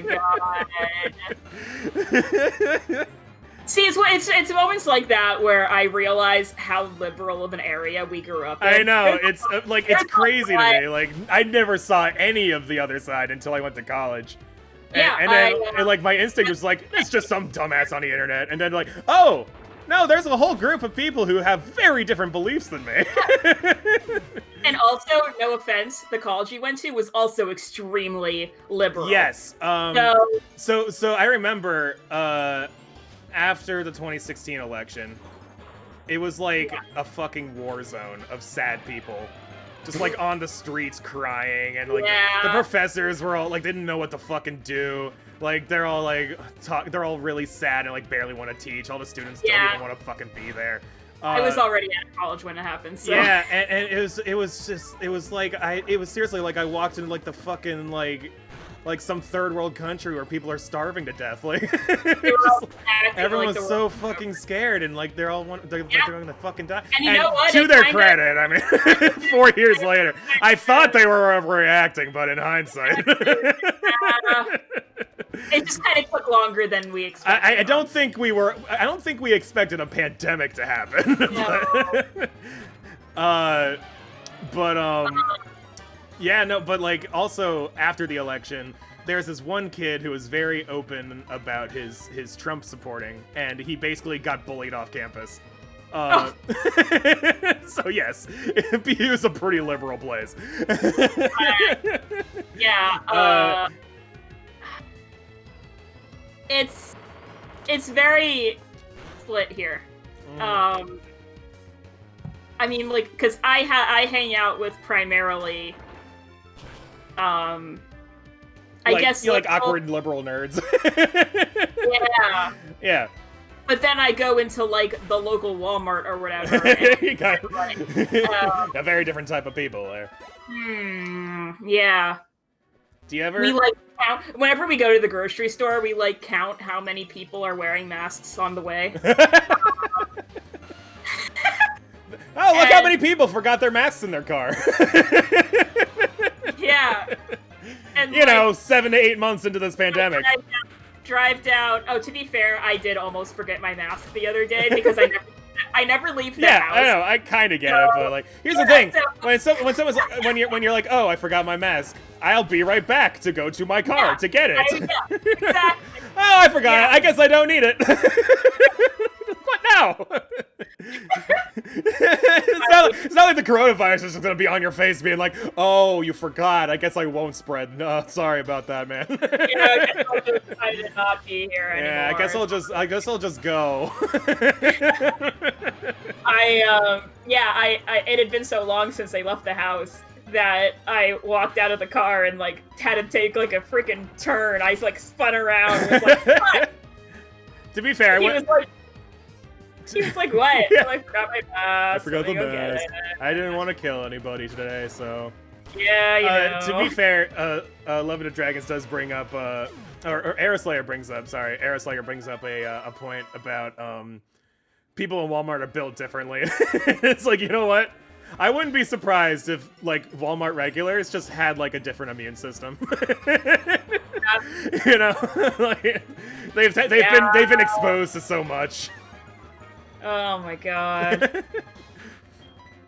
I do shop there sometimes. Yeah, because... I mean, they've got good deals and... Well, it's less the deals and more where else am I going to get the thing? Yeah, it's true. You do kind of live... I live out in the middle of nowhere. Yeah. They monopolize rural areas because they have the things that I need. They make all the small businesses go out of business, and then they're like, well, you can only come here now, so... Right. Sometimes we'll go and be like... Sometimes he'll go to Walmart and be like, oh...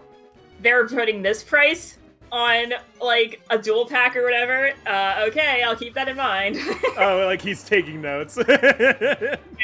But usually we just go by an MSRP because people like us more than Walmart, so... Oh, yeah, you can stand to sell it at market price or whatever. Yeah. Also, like... Isn't there, like, some rule or something? I know with video games, like, there's a rule where you have to sell a game at market price for a while. If you get the game from the developer to sell it in your store, yep.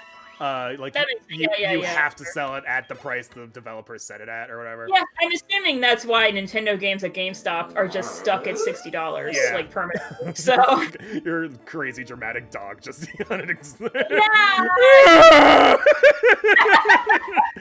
Just decided to give us all his impression of a whale. Yeah. I'm so used to it, I didn't really think about it. Probably sounded like a whale to everyone else. A whale that just got punched in the balls or something. He let out a dramatic yawn to get my attention. Yeah. Excuse you. Bless you. Did you hear that? Yeah, I did. I heard that, yeah. He sneezes for my attention, too. Yeah. He does whatever it takes. Don't you dare. Don't do it. Oh, don't do it. He's gonna go crazy in 3, 2, 1. Did you hear that? Perfect timing. You know your dog so well. Oh my god. It's because I was looking at him, and when I look at him, he's quiet. And if I look away from him and don't actually listen to him... Shut up! Like, the second I look at him, he's completely silent. But then when I look away, he starts losing his mind. Look at me! Such a baby.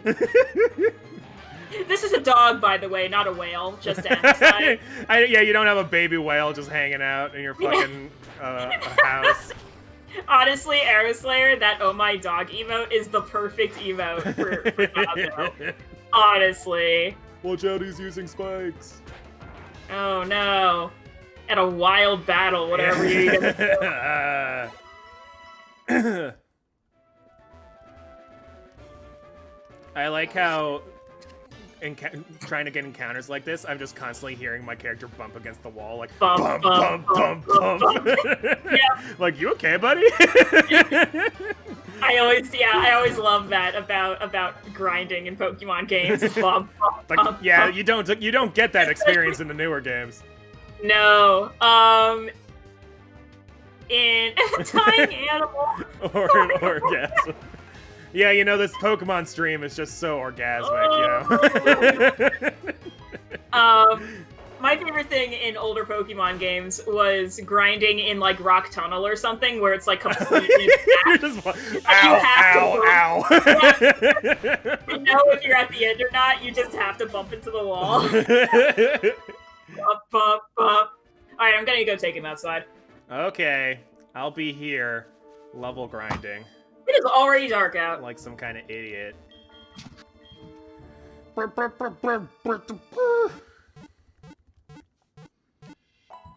Oh, that's actually pretty good timing, musically speaking. Because it was like doing the build-up while the Pokeballs were going in, and then and then it paused right at the top, and then it did the do do do do do, and then see, that's my critique of Pokemon Soul Silver's soundtrack as a musician who knows how music works. You see, they did the up, and then they did the what, and then they did the down, and the big, and music happened, and it was like really expertly done. Oh fuck, this thing has Earth power. I probably should have thought about that. It's ground type. Well, I mean, it didn't actually do that much, so we're good. Alright! Rhythm Tut has done some experience. He's only got a couple levels left before I can move on to the next Pokemon. Brr. Wild Togetic appeared. It's very descriptive, thank you. I'm a very descriptive person. I am a writer. I learned how to write in college, and I can write with words and stuff. Unfortunately, I'm not very good at translating that into mouth words. So, you know, I do my best. But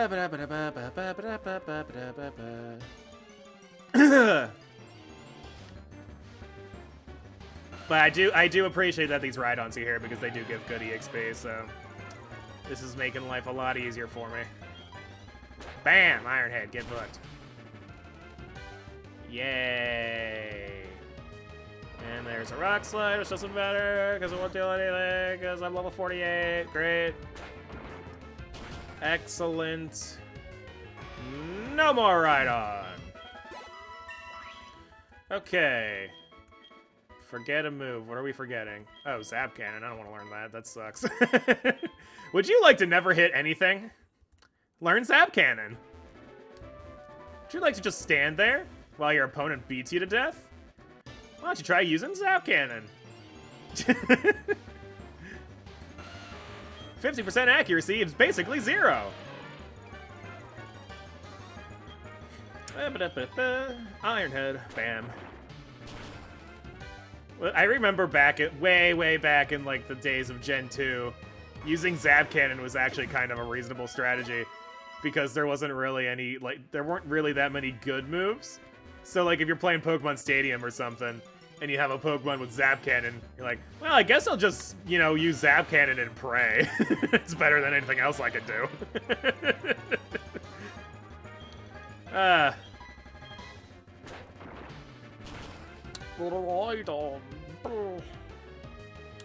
Alright, look at that. I'm dealing a little bit more damage with my iron heads.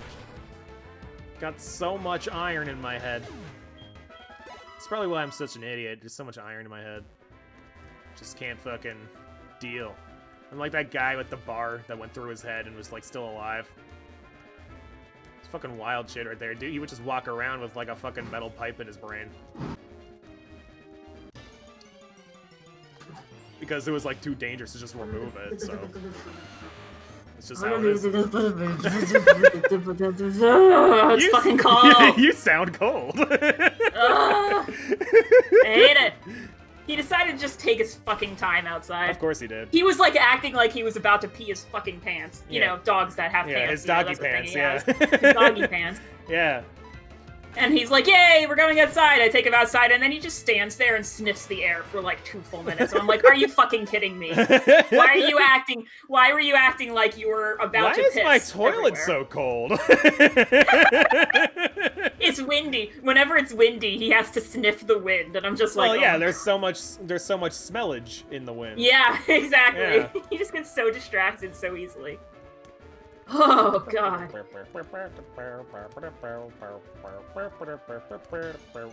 If I had known he was going to take more than 5 seconds, I would have, like, put on a coat or something. Yeah. But, also, I was like, man, it's already cold. Dark. How is it already so dark? And then I forgot that daylight savings time happened yesterday. Yeah. So that's why. He can smell all the colors of the wind. All of them. Every single color. Oh man. Does he have that? What was it? There's like that mental disorder where you can, like, your senses get all jiggled up or whatever. Yep. What's it called? I forget what it's called. I forget what it's called, but I know what you're talking about. Where, like, where you like smell colors and you like see scents and stuff. Yeah. I have moments like that where like I walk outside and it's like super brisk and cold, and I go, "It smells like winter." Well, I mean, that's just because there's an actual smell to that one, so. But my fiance thinks I'm like super weird for saying that, and I'm no, I get it. I grew up with you. Every winter it would happen. We'd go outside, and it smells like winter out here. Every single winter, I walk outside and I say it. Every single year of my life. It smells cold. I've been able to speak. Yeah, it smells cold. Every single year. Yeah. It's a real smell. It is. It's like, you know, what happens when nature gets cold and, you know, like... Yeah, it's like a super brisk, crisp smell. Yeah. All the leaves on the ground are dead. There was one morning where I was like, oh boy, it smells like it's gonna snow. And my fiance was like, don't even say that. You're like that old guy on the porch who's like, my knees go acting up, gonna rain. My knees acting up.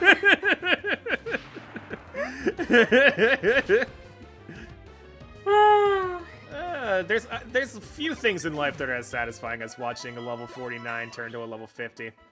Yeah. It's pretty satisfying, not gonna lie. Hey Todd, how's it going? Okay, well, Todd's doing the thing. He's got his Croagunk, and he's like, yo. Alright, so... When it's ready for Arthur, you might as well battle that one guy who's right before Victory Road. Remember, he called and was like, hey, let's battle. Yeah, I guess I could do that. Because I know Arthur's useless in Victory Road, so... Yeah. He can fight the Rhydons, I guess. Yeah. Oh, whoops. Oh, but I messed up on that one. You can't just, like, run from everything because he's, you know, slow as balls, so... I wanted to take the fucking lucky egg. I fucked it up, so I have to, like... Okay, there we go. You get the stone plate back. Nah. There. And then you, Spacey, get the lucky egg. Alright. Now we're thinking with strats. Am I not gonna get destroyed by Rhydons? You have Rock Smash. Oh my goodness. No, you're right. I should probably go to another area for Spacey. These Togeticks are fine. The Cacturns are fine. Yeah. I guess I could just switch out for the Rhydons. Yeah. Huh. Switch to, like, Arthur. Get that a little bit of experience. Yeah. I think each floor is different with the encounters because, like, I haven't seen any Miss Maguses in a while. And I found a few at the beginning, so... Oh, you know what? It might have become nighttime. I don't think that changed...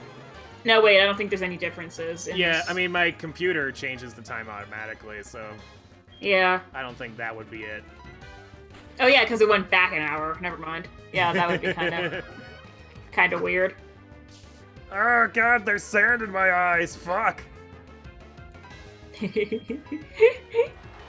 What an asshole. God. I'm the episode 3 meme, or episode 2 meme of I hate sand. I hate sand so much. I hate sand attack. It's so coarse and irritating. Irritating. And it gets everywhere. It gets everywhere and lowers my accuracy. I love that. It's just so. Star Wars memes are like the prequel memes are coming back because of the Obi-Wan show that's coming out. Wait, what? Really? Well, it's not coming out anytime soon, but they... Was there more news about it? Because I had heard about it like a year or two ago. No, there's a story. So the team that does Mandalorian is also doing this show. Yes.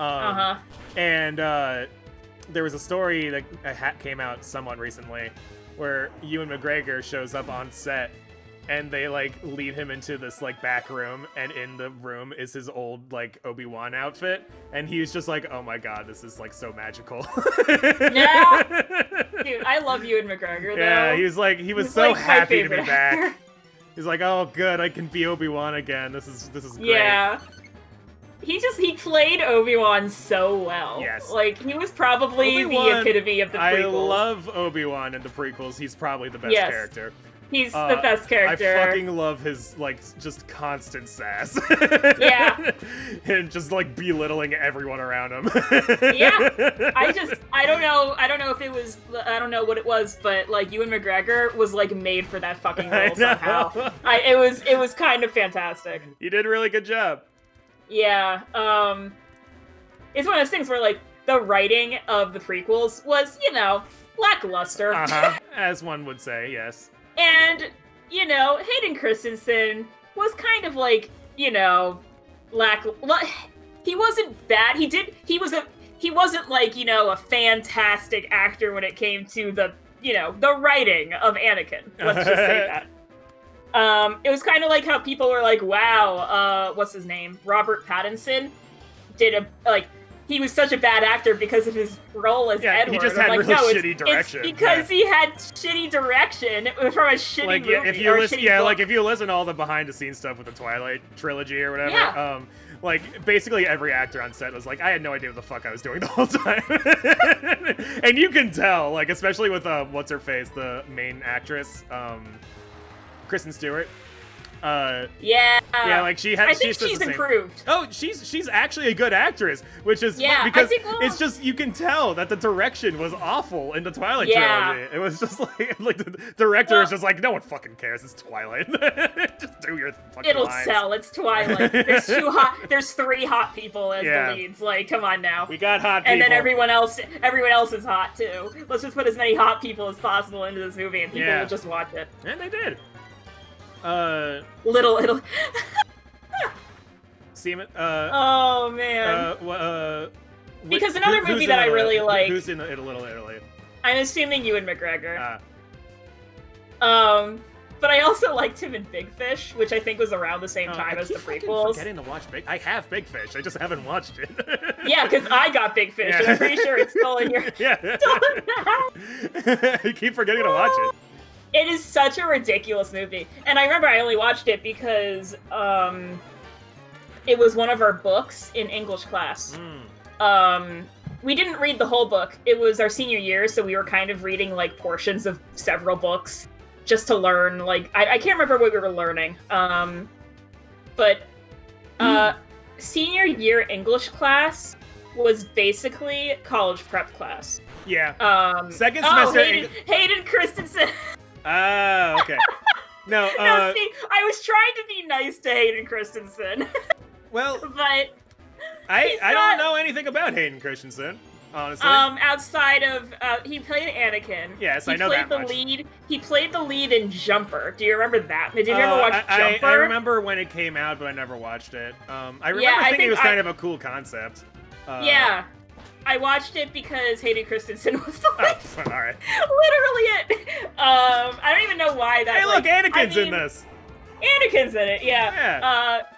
From our age, we were very much more prequel nerds than we should have been. Oh my god, we grew up on the prequels.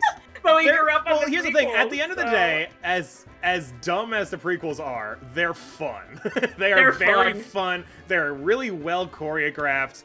There's so many. The John Williams track is so fucking good. The music is so good. Oh my god. And the effects for the time are really good, and they kind of hold up. Yeah. There's just core parts of the story I just hate. The storytelling is bad. The story. The acting direction was bad. And that's George Lucas's fault. But so like the main stuff about the prequels, bad. But they're fun. They're fun, Jan. Oh god. I also really liked oh my god, how am I blanking on his name? He's super famous. Qui-Gon Jinn. Oh, Liam Neeson. Yeah, that super extremely famous guy that everyone knows. Yeah, they know him from like the Taken series.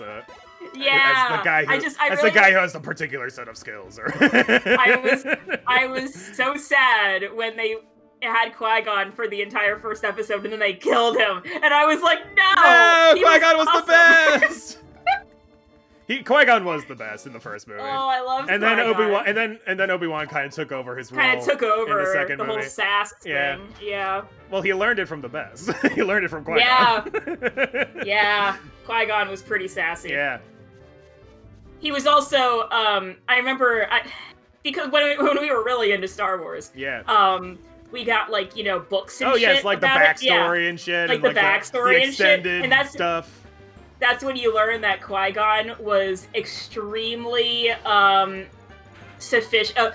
He was very good enough to be a Jedi Master, but he didn't want to be on the Council. He didn't want to be on the Council. Yeah, he was just literally like, they guys were like, suck. hey, yeah, he hated the Congressy part of it. Yeah. He was just like, not a fan. Politics sucks. I have a lightsaber. I just want to fucking hit things with it. Yeah. I don't give a shit, that part was Yoda. Great. I don't fucking want to hear it. Yeah, that was how they explained why this extremely well-renowned Jedi Master or whatever was not on the Council. So he wasn't even like he wasn't officially a Jedi Master. He was a knight because you had to be a master to be on the council. Yeah. Or you had to be you have to be on the council to be a master. Yeah, think, because Anakin was on the council, but he wasn't a master, and that became a meme. Yeah. This is bullshit. It's like we recognize you as a '90s kid, but we don't. Wait, no, we recognize you on the council. We don't recognize you as a '90s kid, and it's like kids born in '98. This is bullshit. Yeah. Honestly, I barely consider myself a '90s kid. I don't. Yeah. I lived through most of the '90s, but I don't relate to like any of these '90s things that people are talking about. Well, a lot of the '90s stuff is actually like early 2000s stuff. And that's like you're a 90s kid when like you watch Pokemon. It's like, oh, that's kind of a early 2000s thing for a lot of us. Yeah. So, well, I was seeing a lot of things that were more like late 80s. Like toys from the late 80s. Yeah. That's what I was thinking. 90s kids were really 80s kids. That's what I'm thinking. Because every time I see like, when I grew up, I was a 90s kid and grew up with all this. Because if you were born in the 80s, then you were old enough to remember your childhood in the 90s. I don't remember my childhood really. Like I do know I grew up in kind of a weird time when it comes to relatability because literally I'm a millennial, and Purplite, who's a year younger than me, is a Gen Z. But yeah, you were the last year. Yeah, you were the last year. The last millennial. The last millennial. Avatar, the last millennial.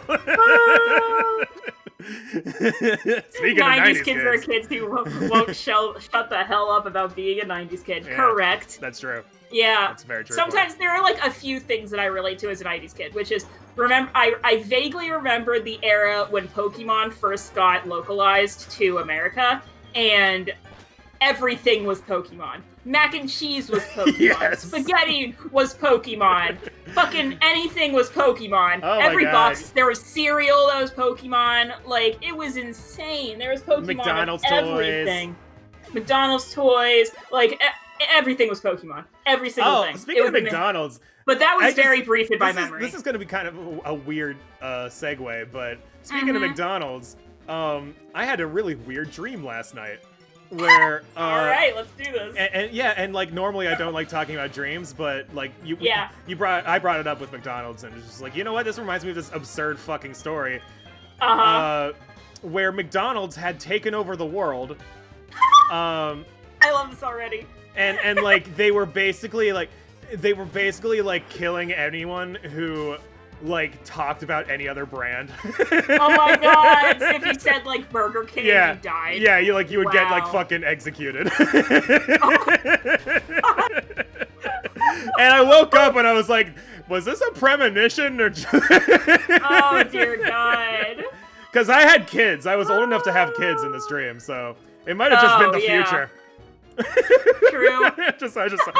So you heard it here first, folks. McDonald's takes over the world, and I have kids. I would think that Walmart and Amazon are way ahead of McDonald's in terms of. I know. I don't know why it was McDonald's of all the companies. Yeah. It's just like of all the, I mean, it's a big company, sure, but. Yeah, Walmart, Amazon, Google. Those are the 3 top contenders for world monopolization. Yeah. Maybe it's because I just don't like McDonald's. Yeah. It's like, fuck McDonald's. They're tyrants. I love hearing about your dreams, because you have, like, actual dreams with story and shit. I have dreams about real life now. Oh yeah, I hate the dreams where you're asleep and you're dreaming about, like, trying to fall asleep, and then you wake up and you're like, are you fucking kidding me? Like, did I actually sleep? I don't know. I have no fucking idea if I got any sleep last night. A couple nights ago, I had the riveting dream of my dog coughing and me going like, "Oh, my dog is coughing. I should call the vet." That was my dream. You'll wake up and you're like, "Did that happen?" And I woke up and I had to think about it. I was like, wait, is that one of the things he's been doing lately? I'm not so sure. He's always got something going on. He has a lot of allergies. I do. I've noticed. Hold on. Oh, okay, yeah. Dragons had a dream. They were eaten by an animal cracker. I want more of your dreams. That sounds great. That's insane. Oh my God. I do remember my first nightmare as a kid. And it was because it's actually really funny. So it felt very real, and I'm about to explain why. But the nightmare itself was I was getting eaten alive by leeches. Leeches? Yes, I was like 5 or 6 or something. And we let you watch that fucking movie? There was some movie with leeches, and then I had a nightmare because of it. It was the fucking Unfortunate Events. Oh, yeah, that's probably it. Yeah, a series of unfortunate events. I do not remember anything from those movies other than that there were leeches in part of it. Because I had a nightmare with leeches. And I was still getting eaten by leeches. And I woke up in like a fucking cold sweat. And I realized the sensation that I was feeling in my dream of being eaten by leeches was the whiskers of a stuffed animal next to my face. And I was like, oh, it's okay now. My stuffed animal's trying to eat me. Yeah, I'm trying to remember. I'm wondering if the movie came out after. I don't know if it was that movie, because I don't think that movie came out that early in our lives. But I do remember I was a huge fan of that series. I read that series a lot. Yeah, I wanted to get into it, but as a kid, I just didn't care enough. Yeah. I was way more of a reader than you were as a kid. So. Well, I was also an incredibly slow reader. You were extremely slow. So, like, whenever, like, a new Harry Potter book would come out, our mom would read it immediately in, like, one night. And then she would give it to you, and you'd finish it in, like, a week. And then I would get it, and then you guys would be so annoyed about not being able to talk about the book in front of me. Because I would take, like, months fucking reading this book. Because I wasn't like a binge reader. I would like read like a couple chapters and be like, that's enough for now. Yeah, also, I didn't have the best reading comprehension because I read so fast. Yeah. So it doesn't really mean I was a better reader. I know, like, my reading comprehension was actually pretty good as a kid, but I was the slowest fucking reader. Like, I remember in 7th grade, our teacher was like, all right, here's your new book. Everybody read for like 10 minutes and then we'll talk about, you know, the first like couple of chapters or whatever. And fake writer.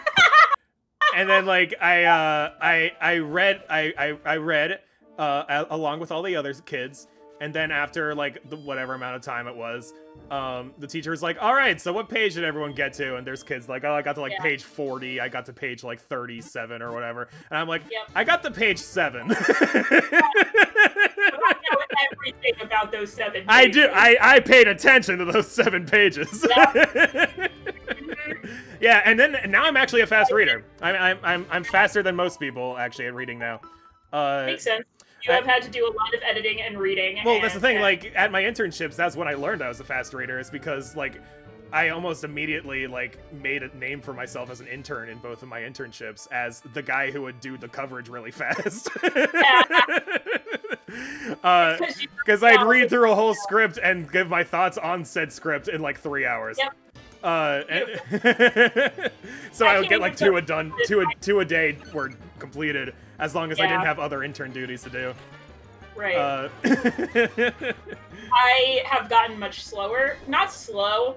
I read for like 5 seconds, and then my brain just kind of goes. Yeah.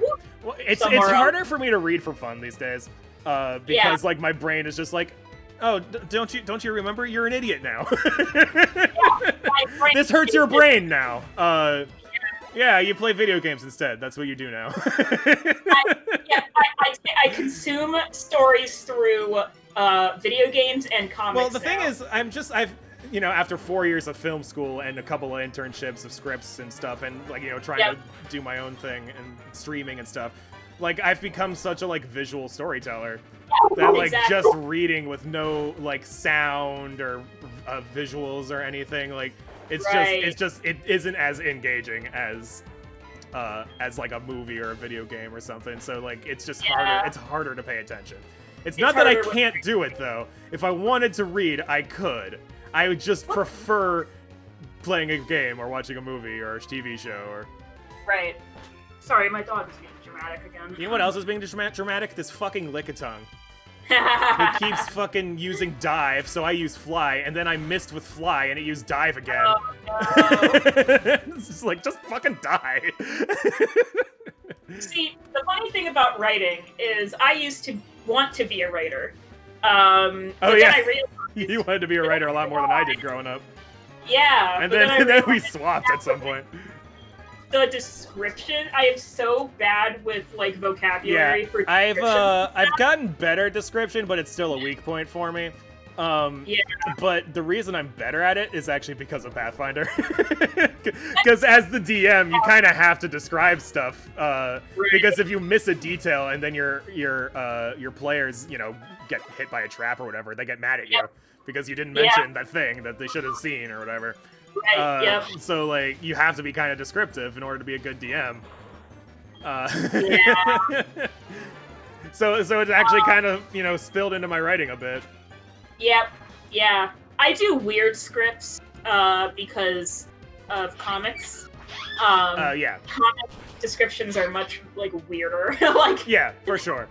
Yeah. I definitely prefer the screenwriting format. Yeah.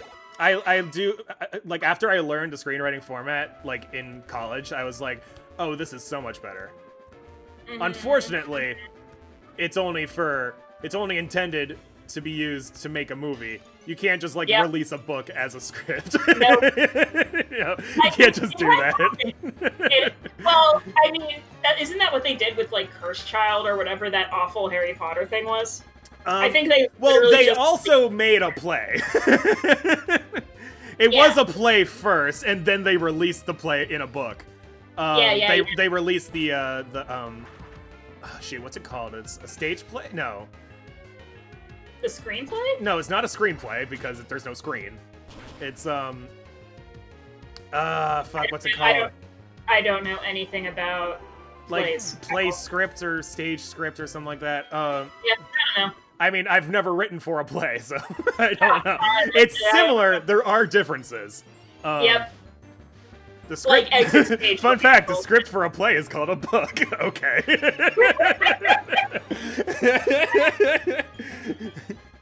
I mean, they're not wrong. It's that meme with the guy with the hands in front of his face just going, I guess. If it's a bunch of writing inside of a book, then it is a book. Yeah, but like a screenplay is also a book. They don't put a cover over it. Yeah. There's still pages with words in them. Yeah. Man, have they released like a Hamilton one yet? That's literally the only play. Oh, like a book for Hamilton. Yeah. I mean, probably. I would be surprised if they haven't. But the thing is, well, actually, the problem is like Hamilton's a musical. Oh, fair. So it would be difficult to translate that into text. You could do it. You'd probably just have to be like musical notes and shit. You'd have to write it as like a fucking music sheet. Yeah. And then after each song, it just suddenly shifts to like a fucking Shakespeare play. Yep. As much as I'm not actually a fan of musicals, I have a lot of respect for people who write musicals. It's hard. Well, no, it's not just that. It's if you're writing for a musical, you also basically have to be in charge of the songs themselves, because it is like, I remember I was looking up how to do this, how to write like a song into a script. If you're just the screenwriter, you're not like the person writing the songs or anything. And usually it's just like you put it in a description, like, and then they sing for 3 minutes about blah blah blah. It's like there's no real good answer. Like, I remember I was looking at this, nobody really knew what to say. I wasn't the only one asking. A lot of people were asking about this in like on like fucking Yahoo Answers or whatever. Oh, which move can't I learn? Growth? Okay. I love Yahoo Answers. Yeah, but like it wasn't just, it's not like I just look at Yahoo Answers and went, well, guess nobody knows, but, but like it was other sites I looked at too. I was doing my research, and it's just like, it's a general consensus is just don't. Don't even fucking try. I saw this one text meme that was like, thanks to Yahoo Answers, or thanks for people on Yahoo Answers for asking all the questions that I don't want to ask. Oh, yeah. So that, like... I don't want to embarrass myself by asking this stupid question. I don't want to embarrass myself, so I'll just Google this really stupid, embarrassing question. Okay, so Love in a Time of Dragon says, come just in nick of time. With definitions: screenplays, movies, teleplays, TV, stage plays, plays. That sounds about right. Yeah. When I said stage play, I guess I was right. Yeah. That wasn't my first guess, but I remember it was one of my guesses. Yeah, when I said stage play at some point. I've never heard anyone describe it as a TV show as a teleplay. I went to film and I have a film and TV degree, and I've never heard anyone refer to it as teleplay. Everyone just says screenplay. People just say screenplay because it's, better to say than teleplay. Yeah, teleplay. Yeah. Teleplay sounds like a weird word. I don't know what it is.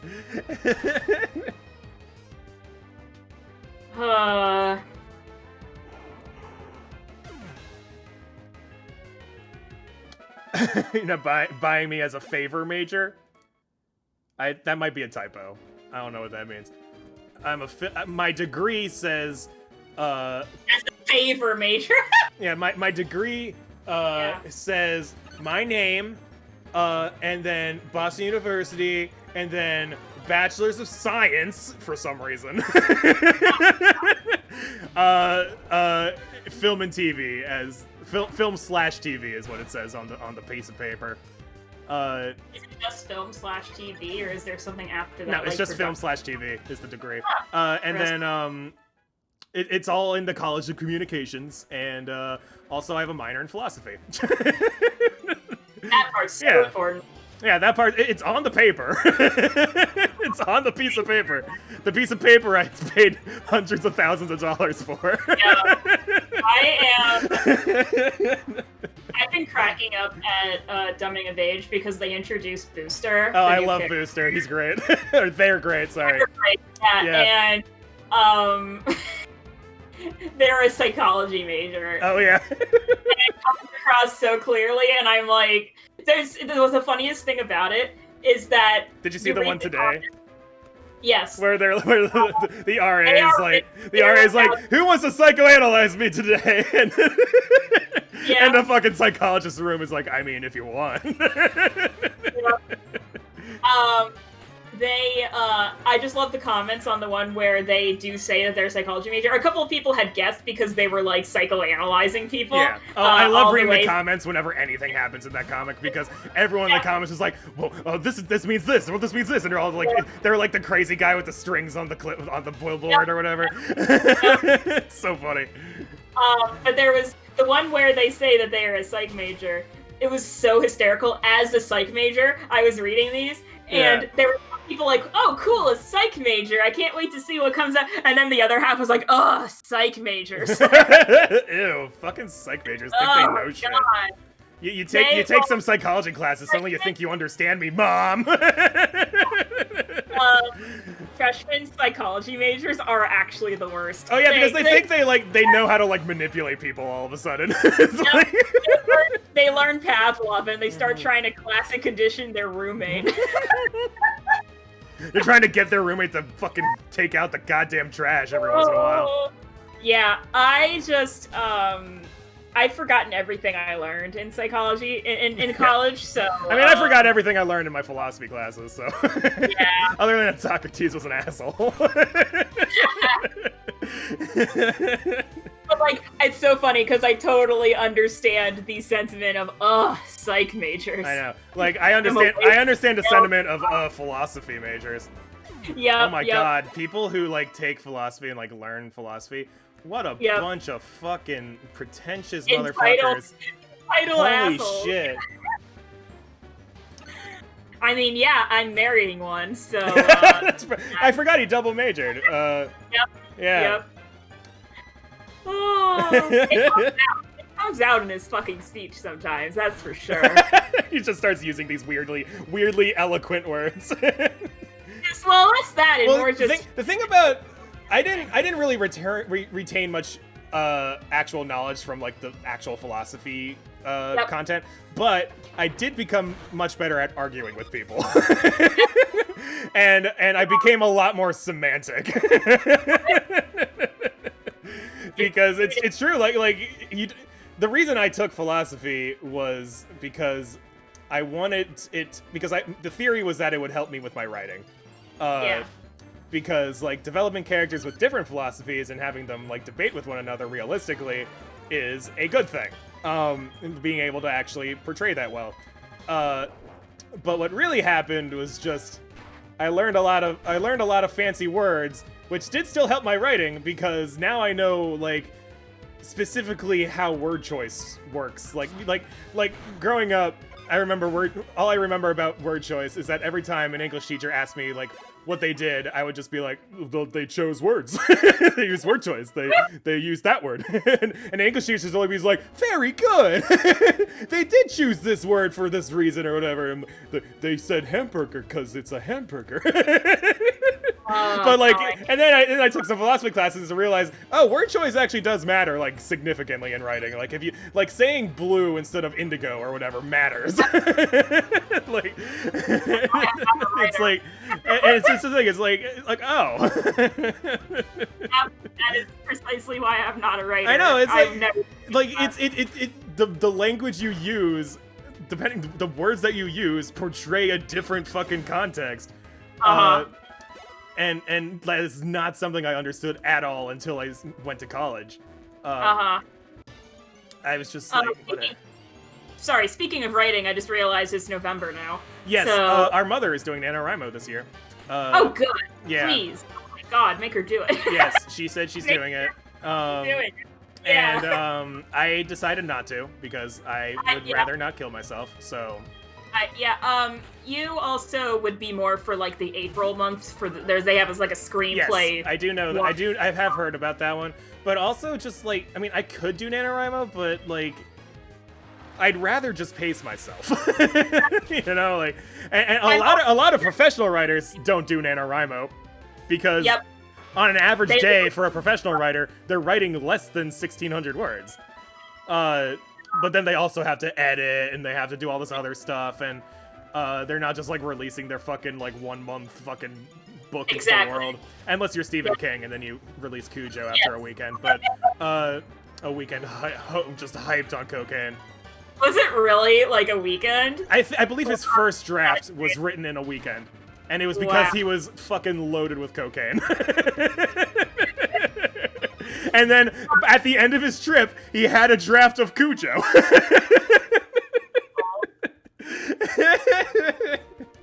See, I haven't read Cujo, but I have issues with Cujo. Because the dog dies. No, because there's a lot of issues with bringing in the whole, aggressive dog bullshit. Well, it had rabies, right? Yeah.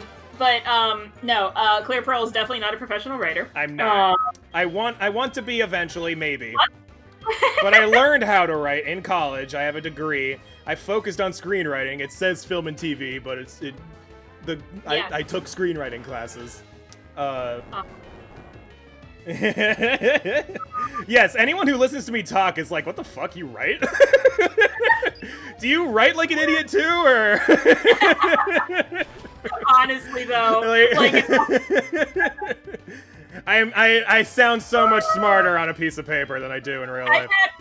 I've had people read my comic and then think I'm like a cool person, and I'm like, I have no idea. Quite the contrary, actually. I'm a cool person. Yeah. I am embarrassed for It's kind of like, honestly, it's kind of like what I've gotten from like YouTube comments back in the day. I've gotten some like, this guy seems pretty cool, and I'm like, you're incorrect, but thanks anyway. I appreciate your incorrect opinion. Yeah, like, I reply to people's comments, and like my comic is so, I edit it. I go through and I make sure that the words are correct before I put them out. And I don't know how to communicate. Majored in psychology, so you know how to write your psychology-based main character. Yeah. Some people are like, oh, hi, Square Man. And then they, talk about how they compliment me and talk about the comment stuff, and I reply with like, thanks. Doing the finger guns, like, hey. Hey, Squirmy, good news. You're an XCloud now. Yes, you do exist now. We made you an XCloud. Yeah. Yep. I caught you in the place I'm now level grinding in. Yeah, cool is kind of a weird descriptor. Well, here's the thing. I'm cool in certain contexts. We're going back to the word choice and stuff. I'm cool in that, like, if I walk up and somebody's nervous to meet me for the first time, my friend will be like, nah, he's cool. Right, exactly. Like, he won't hurt you because he can't hurt anybody. The dude's the most pathetic human being I've ever met. Sorry. Speaking of, I am having trouble with questionable content right now. Because every time Elliot shows the fuck up, do you know exactly who he reminds me of? Is it me? No, my ex-boyfriend. Oh, that's true. He is very similar. That goddamn person. Yeah. I can't deal with it. Yeah, I mean, except I'm fairly certain your ex-boyfriend's not gay. Yeah. He is married now, right? So. Yes. Yeah. They've been married for like a year now or something. But I can't deal with. I want to like Elliot so much. He's such a gentle like fucking person. Yeah. He's like the definition of gentle giant, and I just love him as like a just awkward like goober. This awkward goober. Yeah. I'm just like, I want to like him so much, but then I'm like, oh my god, this is literally my ex. Oh my god, it's so funny though. Yeah, it's definitely one of those things where I was just every time he does anything, the fact that he like was mad but didn't want to be mad, so he just pretended like he wasn't mad and just made Clinton go away, like that he didn't have to deal with his mad feelings. Well, you don't want to fucking deal with a drunk asshole when you're mad. Good luck having an argument. You want to be honest when this guy's already fucking loaded with alcohol? I have to be, it's one of those things where, like, I can see where he's coming from, but also I am a direct person. Yes. And I need someone to be direct with me, because I am an Well, I had a roommate who, whenever he was mad at me, he would wait until, like, a few hours had passed to, like, cool down. And then he would, like, chug a beer. And then he'd be like, hey, I need to talk to you. And I'm like, okay. It was never about anything super important, but... Yeah, But, like, he actually also had social anxiety. It just came out in very different ways between the two of us. Yep. Sorry, Scorpion makes it... I'm the same exact way. I was just talking with my fiance last night about this. About how I hate getting angry, because my immediate reaction to getting angry is immense guilt followed by a mental breakdown. I know. I just start bawling like a baby. Oh my god, I fucking stood up for myself and it was the goddamn worst. Right? No, okay, Squirmy has a $1 million butt question for us. $1 million but you can't experience anger even if you wanted to. Well, here's the thing. I already kinda lived that life, and let me tell you a story about why I can say that. So, back in college, my final semester, I was studying quote-unquote abroad in LA. Abroad meaning the other side of the country. But it was part of the abroad program. Anyway, my friend from BU came up to visit for spring break and also look for potential jobs and stuff there. And so him, my current roommate at the time, and we all had just gotten cupcakes, which was fun. There's like this cool cupcake place. We had gotten cupcakes, we brought them back home, and we were munching on them. And then they both, just the two of them, just kept talking over me constantly, and I was getting pretty frustrated. And like it got to a boiling point, and I just like slammed my hand on the ground, and I'm like, let me say something! But like as I do that, the cupcake in my hand just like snaps in two, and the top of it just flies off the table and onto the ground. And I stare at this cupcake, I look at the ground, I look at my friends, they're looking at me, and they just burst out laughing. And I'm like, well, there goes whatever authority I had with them. I mean, honestly, they just see me as the cupcake guy now.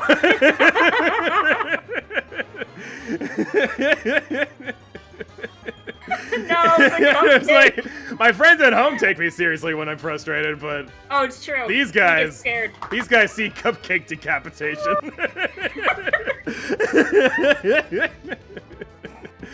It's like, they're never gonna take me seriously again. That's just all they see now. No, people really don't want to make me angry. Usually because I am in a place of authority. And you do not want to make me angry when I am in a place of authority, let me tell you. Piss me off when I'm your supervisor. Don't do that. Don't do that. That's when you get told. Yeah.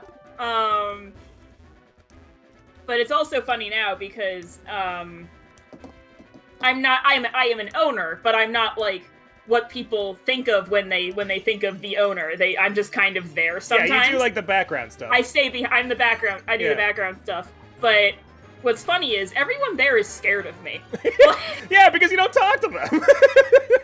I don't. Well, I talk to them when I show up, but because I'm a girl and because I have a backbone at all. Oh yeah. Yeah, that they get kind of like. Yeah, they get kind of like scared that I'm like mad at them. Like, and I also have like the resting bitch face too. Yes, you do. So people always think I'm like mad. It helps your resting bitch face that you laugh all the time. So yes, that's definitely. But you have to actually get me into you have to get me into a conversation, and it's fine. But my problem is I am a chronically tired person. Yes. So my resting bitch face, if you're not talking to me, I look like I am a pissed off motherfucker. Okay? Okay, so funny story that I learned about myself in college.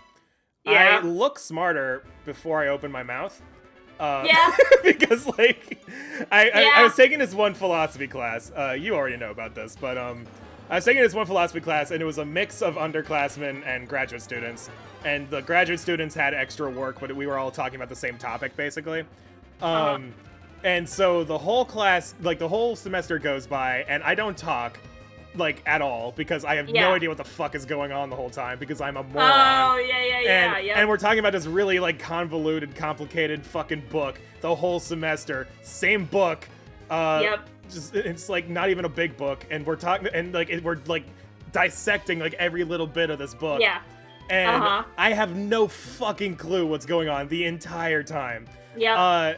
And then, in the last day of class, this one girl walks up to me, and she just goes like, "Are you one of the graduate students?" And I go, "What?" And she's like, "I thought you were one of the graduate students." And I go, "No."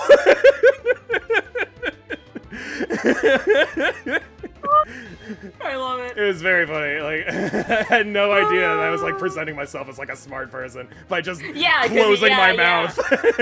I know a lot of like the older students and the graduate students kind of stand out more as like quiet, because what are you gonna do in a room full of 18-year-olds? Like, you're gonna hang out with the 18-year-olds? Well, I mean, like, I think everybody in that class at that point were all juniors and seniors, because it was a 400 level class. I'm still not a huge fan of hanging out with like 20. Like, if I went back to college, I would definitely not be hanging out with like 20-year-olds. Yeah, it's weird. Like, I keep thinking like, man, I miss college, and then like, yeah, it's the kind of same way as high school, where like, oh well, like, right. I'm just not one of them anymore. Yeah, I grew that's out just of kind of how it is. Like, I see college kids, and I'm like, oh, you should be talking to your mothers still, right? Like, yeah, you should be like you should have a curfew. Yeah, have a curfew. Yeah, looking at freshmen in college. Are we allowed to swear in front of you? They look like babies to me now. Yeah, which is so funny weird, because I could still pass off as a college kid easily. You can, yeah. Yeah, I could put on a hoodie. If I shaved, I'd look a lot younger, but... Yeah, if I could put on a hoodie and walk through campus and no one would bat an eye. I 100%. Oh, yeah. No one would, I would... I mean, like, you could be anyone walking on BU campus and no one would bat an eye, because there's just so many fucking people. It's also like, it's the whole street, so, like... Yeah, I mean, it's all BU buildings, but yeah. Yep. It's funny, one time I walked past my therapist on the street, and I'm just like, hey, it's my therapist. And they're like, hey, how you doing? I wouldn't know what to do in that situation. Because neither of us did either. I waved hi, he waved hi back, we kept walking. Yeah. It's very funny. I feel for the therapists who, like, see their like, I don't know what to do. Clients, like, we're not in the room. And they're like, I don't know what to do because it's confidential. Yeah. Like, I can't go it's not like we can just start talking about all your problems on the street or right, yeah. You can't just do that. I only know you through your problems. I don't know anything that you actually like to talk about. The funniest thing about therapy is when you're in the waiting room and you're like sitting there like, this is supposed to be confidential and I'm going to therapy, but like everyone else going to therapy now knows that I am going to therapy because they're in the same waiting room as me. I know, my social anxiety was fucking with me the whole time I went to therapy in college. Like, every time I'm in there, like, what if somebody I know goes in here and sees that I'm going to therapy? Oh, right, they're also going to therapy. I don't think they'd care. Yeah. They'd be like, oh, you too? All right, great. Yeah, right? Hey, we're both fucked up. Awesome. It's become a lot more normal to seek therapy, so it's not like the big deal. But definitely one time my friend coworker came in as I was waiting for my therapist, and she was like, "Hey, how do you do?" I'm like, "Can you not be so excited to see me in the therapy office, please?" Please don't tell anybody we met here. Yeah, therapists are fucking expensive. Yeah, 200's actually 200's pretty standard if you don't have insurance covering most of it. Yeah. Like at school, I think without the school insurance, I would have been paying around 200. But I was using the school insurance, so I only had to pay. I had a copay of like $20, I think, a session. Yeah. I go to a place that is it's cheaper because we live in a lower income area, so they want to make it possible for like. Like, I'm sorry, I didn't want to give you my entire month's wages for one fucking meeting or whatever, you know. So at one point I was losing my job, so I was losing my insurance. So I was asking, well, if I have an emergency, like in between the time that I don't have insurance, how much would it cost? And they were like, I was thinking like $200, $300, like it was back where I lived before. Yeah. And they were like, oh yeah, like. We can work around it if you really need help, but like $90. I was like, did you just say $90? Holy shit, that's like cheap. That's super cheap. Wow. Yeah. And they offer like I could just pay that. Yeah. I mean, I could just buy a video game instead, but honestly, I still haven't gone back there since I got my new insurance anyway. But yeah. But yeah, I was surprised. Yeah, a lot of bigger places. I want to stop and appreciate how basically everybody here right now has a therapist. Hell yeah! It's just like, fucking represent, dude. Yeah, honestly, even small problems, therapy could be helpful, even if you don't have a like chronic mental disorder. But yeah, we're watching some moron play Pokemon on the stream, so of course we all have our issues. It's just part of it. Both of us have always been pretty clear about the fact that we have mental problems. So the thing was, I mean, like, you know, I had to come out of the depression closet when I was 16, but Like, I had a hard time telling my mom I was depressed. And then, like, I didn't even have to say anything. She just knew and was like, you want a therapist? And I'm like, yeah. Yeah.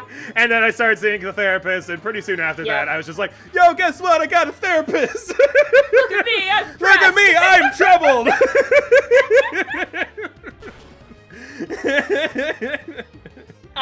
I was just so happy to have an excuse for being a terrible person. Yeah, honestly.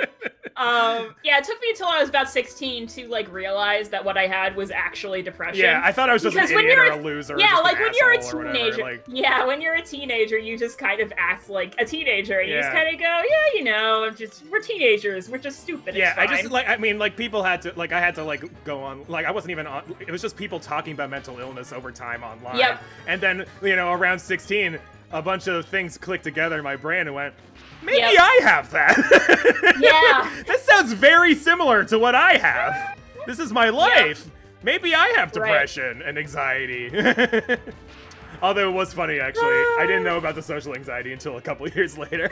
Oh, yeah. Even though in hindsight, duh. Yeah, that's one of those things that honestly, me from outside of your brain, I was kind of surprised that you had social anxiety because you always had so many friends all the time growing up. Yeah, because I never had to put in a single iota of effort to talk to anyone. Yeah. Because they were all, it was all friends introducing other friends to me the whole fucking time, so I never had to break any ice. So the thing about Squirmy says that their parents forced them into therapy, which I wasn't forced into therapy the first time, but whenever I stopped going to therapy, and for whatever reason, like a life change event, like I went to college, I came back, you know, all those different things, I have been getting strong recommendations from whoever was closest to me at the time. That maybe I should consider going back to therapy, and I'm always like, eh. Maybe you should. I'm not currently seeing a therapist, and I think I'm honestly like at this point in my life, like I remember I went to see a therapist, like I met like a new therapist when I moved home, and I was like, I should see a therapist now that I'm home, and you know, build a repertoire or whatever. And then I talked to her for like an hour. But it wasn't even an hour because, like, I just didn't have much to talk about. It was just like, I'm talking to her and I'm just like, yeah, so I have like depression, anxiety, and I'm like, I'm working on ABC, and she's like, okay, and then she gives her advice, and then there's still like 20 minutes left in the fucking session, and she's like, is there anything else you want to talk about? And I'm like, not really. Yeah, that's a stupid. All right, bye. The annoying thing. Yeah, the annoying thing with chronic things is because usually nothing's happening, but it's still like so the thing is bothering like, you. What I've noticed is like at my current point in life, I don't actually need a therapist because it's all just like, it's all stuff that I have to do, like self-discipline. I guess is like my big thing. Oh yeah. And the streaming has really helped with that, like having to get up at the same time every day and stream 4 days a week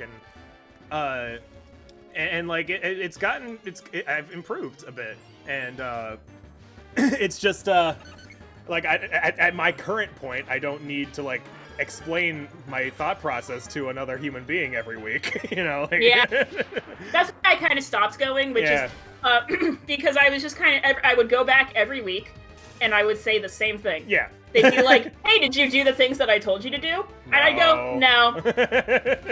And they'd go, okay, what can we do to, you know, make you do it? And I go, I don't know at this point, honestly. It's been months and I'm still not doing it. I don't know what else to tell you. Turns out I'm just depressed. Yeah. So I'm actually, I have like an interval therapist right now. A what? An interval therapist, like you just set up an appointment whenever, or like I'm only seeing her for like maybe 4 or 5 sessions through my doctor place because COVID is causing a lot of people to need a quick therapist. Like we're not necessarily a chronic follow-up thing, but like, hey, there is shit going down right now. It turns out a global pandemic is fucking with a lot of people. Yeah, so they have like a temporary therapist, I guess. And I'm just kind of sitting there, and I think she's like a psychiatrist. Sorry, I saw Squirmy mention that he's being serious with like all of his his diagnoses and such. And then he says that his friends make fun of him for doing CBT because it means other things. And like when I read that, I snorted like CBT. I don't know what CBT You don't. It's one of the. It's like blue waffle. Just don't look it up. Okay. I was about to say, what's blue waffle? Don't go down rabbit hole. It sounds like one of those things that I shouldn't know about. Yeah, if you don't know it, you're fine. Unfortunately, I have asshole friends, and they told me what CBT was. Yeah. I have a very wholesome brain, so. There are some very funny YouTube videos. So I'm not going to tell you what CBT is, but there is a YouTube series of this was a viral meme a few years back of like a Lego Yoda picture on a screen, and it's just some dude, Yoda voice reading out the Wikipedia page for CBT, and it's the funniest fucking thing. Sometimes with some of these acronyms, I feel like the boomer on the internet, like on Facebook, going like, "What's a WAP? What's CBT? I know. What is any of this?" I had that moment for the first time with yeet. People are saying yeet all the time. I'm like, what the fuck is yeet? Oh god, I'm old. Yeet, I caught on to pretty fast. I can't deal with my fiance right now ever because of the area of expertise. He attracts a lot of teenagers, and boy, does he learn a lot of terminology from these teenagers. I am absolutely sure. And he'll just say poggers in real fucking life in response to things. Is that a Twitch thing? And I am like, you are 29 years old, my guy. You can't go around saying poggers. Honestly, like, I've had someone explain to me what poggers means, and I still don't know. It's kind of like yeet, where it's more like an emotion, like an emoting reaction, rather than like actually having a meaning. Yeah. Like poggers is like a fuck yeah kind of meaning. Oh, okay, great. So like when something great happens, and when something cool happens in the Twitch stream or whatever, poggers. People say poggers. Well, thank you for the internet lesson. Yep. So like if I beat Champion Lance, a bunch of people in the chat are gonna be like poggers or poggers. Yeah, you did it, dude. I fucking love yeet though. I do like yeet. Now that I know what yeet means, I love it. Like I like that yeet means like multiple things. Yeah. You can use it in multiple contexts. Yeah, like there's the throwing things as yeet. Yep. And then there's just like nice. Nice. Yeah, like yeet. when yeah, like I say it to you sometimes when you're streaming. Like you're like, I'm gonna go do this now, and I go yeet. That's just kind of a thing that happens. People are fucking weird, dude. Language is fucking wild, man. I love it. It's so bizarre.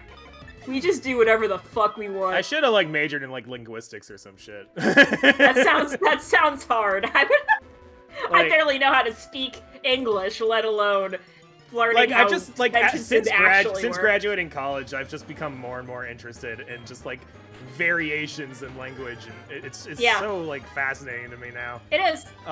Yeah. And like the evolution of language on the internet. Yep.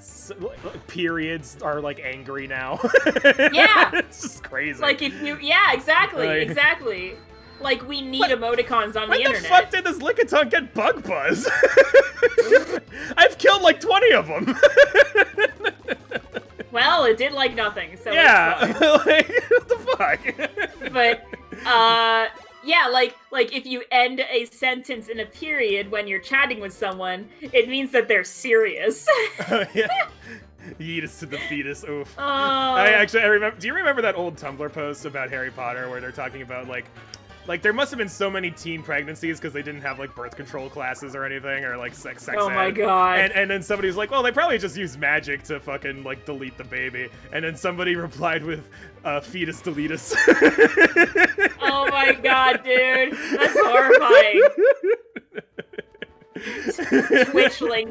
Twitch lingo will transcend mainstream at one point. I love it. Oh god, maybe. I don't know. Well, the thing is that Twitch lingo's constantly changing. It is. Like, every, like, couple of years, like, the new generation of 15-year-olds is changing up all the words. It is. Yeah, like, the words that we used at age 15 don't exist anymore. No one says them. Yeah. Do you remember growing up, everybody saying lay before everything? Vaguely, Lay mad. I'm lay mad. Yeah. This is my laid pupper. Because of that one video. The fucking... There was the end of the world video. I fucking love that video. That was one single video just impacted an entire generation of slanguage. Yeah, and then like you would see it on all the fucking troll comics because that was a thing when we were growing up. All the like rage faces and shit. And the fucking Demented cartoon movie, I think, used it too. I love the Demented cartoon movie. It's sad that I can't say that title anymore without feeling like I'm breaking some rules. But it's not. The name is not PC, but everything else is hysterical. For 9-year-old me discovering this video, like before the age of YouTube, really. We watched it so many times. It was so fucking funny. We watched it so many times. I bet if I watched it now, I wouldn't even find it that funny, but like... I don't know, I feel like Mom liked it, if I'm remembering correctly. Yeah, well, but I remember Mom said she liked it because it reminded her of Monty Python. Oh, fair. Yeah. Yeah. Which, Monty Python holds up. Yeah, that's fair. A lot of their old skits are still making the rounds online today, like... Yeah. The fucking, like, the Silly Walk, people or whatever, the, Oh, yeah. Like, the company of Silly Walks or some shit. It's just a bunch of people walking like idiots for, like, 5 minutes. I always find it so funny when older movies become memes, because you know that if the internet had been around... Oh, yeah, they would have been memes, like, 30 years ago or whatever. So you know the memes hold up because I'll bet you that when Flying Circus released that skit, there were a bunch of just dudes in the street doing the Silly Walks. It's like a joke. Like, just for fun, like, hey, look at me, we're part of the Silly Walk crew or whatever. Oh my god. I just know that, like, the internet was, you know, vaguely around. Domino, what are you doing? Domino. There was an ant. Oh. There was an ant, and he went after it. It's very fascinating, that ant.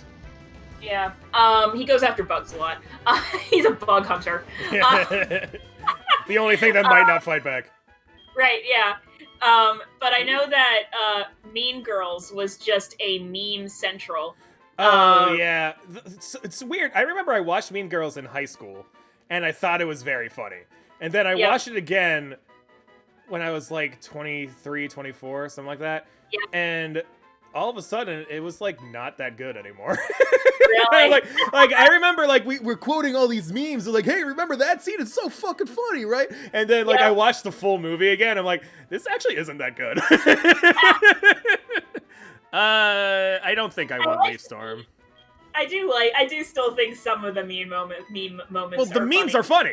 The thing is, like the screenshots that like people remember, like on Wednesdays we wear pink or whatever. Like, it's just like it's so absurd. It's funny, you get to laugh, but like the movie in context is like not that good. It's just one of those situations where you think about it because it's just such an exaggeration of the stereotypes of high school. That it's funny in the frame of a parody of other like high school movies or whatever.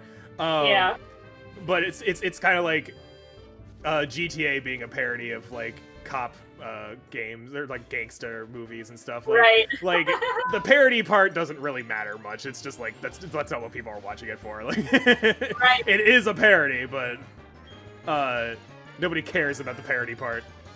Yeah, exactly. I didn't even know. Honestly. Yeah, well, you haven't played GTA. I haven't played GTA either, but like from what I've heard and from what I've seen, it really does play a lot like a parody of like fucking old school gangster movies and shit. Like all these just really just absurd things happening. And like the cops driving around everywhere and fucking running into shit. Like And like I do want to play GTA 5 at some point. I know I can because it's on every fucking system imaginable. Yep.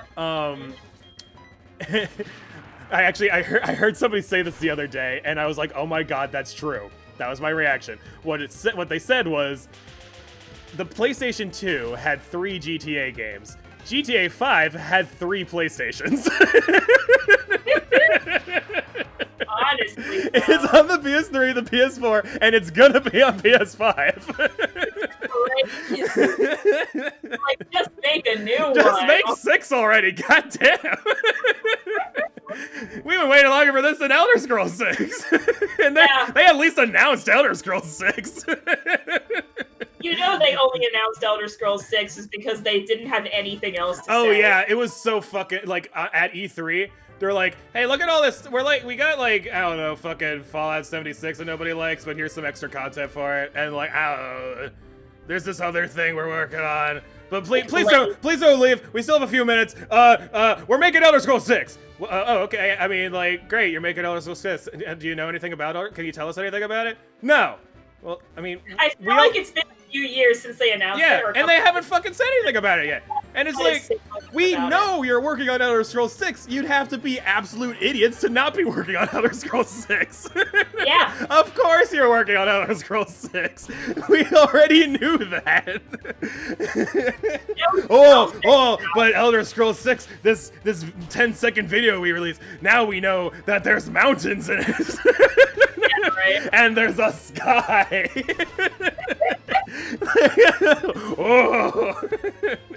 God damn it! Anyway, speaking of Elder Scrolls, I started playing Skyrim again yesterday. Oh, no, for like the millionth time. I still need to play it at all, honestly. Oh man, I recommend. I would say, like, avoid the mod scene at least for one playthrough. Yeah. Honestly, like, I tried going back into the mod scene recently because, okay, so what happened the first time? After I got my new computer, I was like, ah, hell yeah, I can play Skyrim with mods now, like real mods, not just the PS4 mods. Right. And then I spent like a week just learning how to do shit and like troubleshooting, and finally I was able to get like the game to work.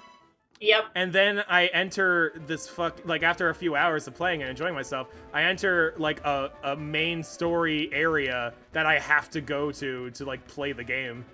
Yeah. And the game freezes. And I'm like, well, that's weird. And then I enter again, freezes. and it says like, oh, so I just can't play the game now unless I do more fucking editing on all these mods I've installed. And I just don't have the fucking patience for this anymore. Yeah. And it's just, like, you look up all these modding guys, and they're like, by the way, it would help if you understood how computers worked. All this, like, fucking programming shit, and like, all these different file types, and ordering, and everything, and I'm just like, I just can't fucking handle this shit anymore. Yeah, my one friend was telling me, oh, now that you have a new computer, you can download Sims mods. And I was like, you're right, but also I don't want to deal with mods. Oh, dear God. Well, with Sims, I think the mods might not be so difficult, because I feel like you're not really, like, so the problem with Skyrim mods is that oftentimes you're replacing assets, and adding new things instead of other things. But with Sims mods, what it looks like is they're just adding content. So you can be like you add like new hairstyles or whatever, and then like you can select all of them. So I feel like it would be easier to mod Sims. I haven't tried to, but I feel like it'd be easier. Yeah, there's just a couple of mods that I would like. Cause, like, there's one where they add story progression for all of your unplayed characters, so they, like, you know, get married and have kids and shit, instead of sitting around not doing anything. Just twiddling their thumbs for 30 years, Die, and suddenly they get replaced with completely different Sims. And I'm like, this is not realistic. I would appreciate it if, like, I had neighbors who actually, like, did things. Yeah, if they, like, fucking got families or got promoted or whatever. It is funny, like, you talk to, like, this guy, and, like, you meet them, and they're like, oh, they're, like, a level 3 in this career or whatever. Yep. And then, like, you grow old and have grandkids, and they're like, well, this guy's still, you know, he's still kicking, he's still the same age as you. He's also still level 3 on the same career. He's just been chilling. He's just been like a really good janitor for 30 years. And like even they'll make like couples as NPCs, but then they never have kids or anything. Yeah. They have the one where it's like, hey, we're considering having children, but then they never have children unless you go in and play as them. Make them fuck. I understand the reasoning, because it's kind of like The Sims 2, where nobody else does anything unless you're as them. But also, I kind of don't want to have to manage every single sim in the world. That does seem very annoying. Yeah, so I would appreciate it if other Sims kind of, you know, aged and had families and stuff. Yeah. Especially when I get to, like, Generation 6 in a Legacy Challenge and there's no kids. My kids can't be friends with anybody. Yeah, my kid's Sim doesn't have, like, they're lonely. Friends. I had to, like, search for someone mildly around my age range to get married to continue the Legacy Challenge. You just have to start, like, making NPCs and throwing them in random houses. Yeah, there are times where I actually considered that. I was like, I kept sending my kid to school and trying to, like, make friends. And after, like, a week, I was like, I don't think there's any kids in this This is the one kid in the whole neighborhood. Bad.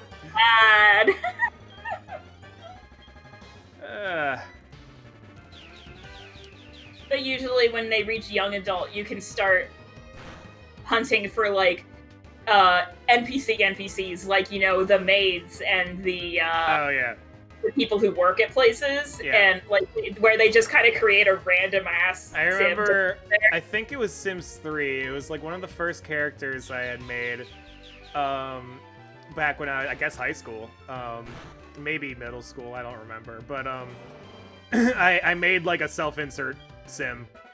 Yeah. And I made him, like, a writer, because that was the closest I could find to, like, movie director or whatever, which was what I wanted to be at the time. I would spend so much time, like, trying to, like, buff up all his skills and everything to be, like, uber cool sim who can do everything. The Mary Sue sim. But, like, my character was spending all day in his house doing all this, so he never went out to meet anybody. But, so, I basically ended up having him marry the maid that kept showing up. And then I was like, great, well, now I just have, like, this maid waifu who will clean up after me. And then after we got married, the first day on the schedule for, like, cleaning, some just random dude showed up instead. And I'm like, oh, come on! They stop being an aid once you put it down. I think they get, like, a hidden trait, like, you know, a cleanie hidden trait. So if you have, like, a kid with them, then the kid might get the hidden trait. But I've never really I've never really worked with that much.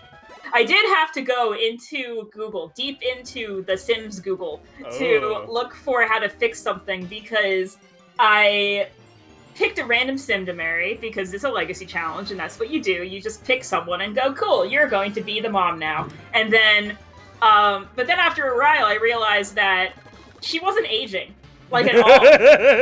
She was stuck at 3 days into young adulthood. Do you want to know what I just realized? I didn't get the lucky egg to Aeroslay. I don't think I did. Yeah. Oh, gosh. So I was looking at this and I was like, why isn't she aging? Oh, God. I look into it, and apparently some NPCs just have traits that prevent them from aging. And I'm like, why? Beautiful. Why would you do this to me? And then I tried them, and she still wasn't aging, and I was like, that's weird. So I looked up the NPC specifically. She was a tutorial sim. They just happened to be there. She had a completely hidden trait, a totally different hidden trait, and I had to type in this giant, like, code into the cheat thingy to get rid of the trait, and then she started aging. I was like, fucking wow. I aged her up with the husband just so they could be the same age again. I was, what the fuck? Sims is silly. Yeah. A lot of silly shenanigans that happen in Civ. I am doing a 100 baby challenge right now, and it is hell on earth. 100 babies? Yep. What does that even mean? What does that entail? So you try to have as many babies as possible in as few generations as possible. And you can't have the same dad twice. So you have to go around and fuck as many people. You got 100 baby daddies. So what I've been doing is you can set a trait.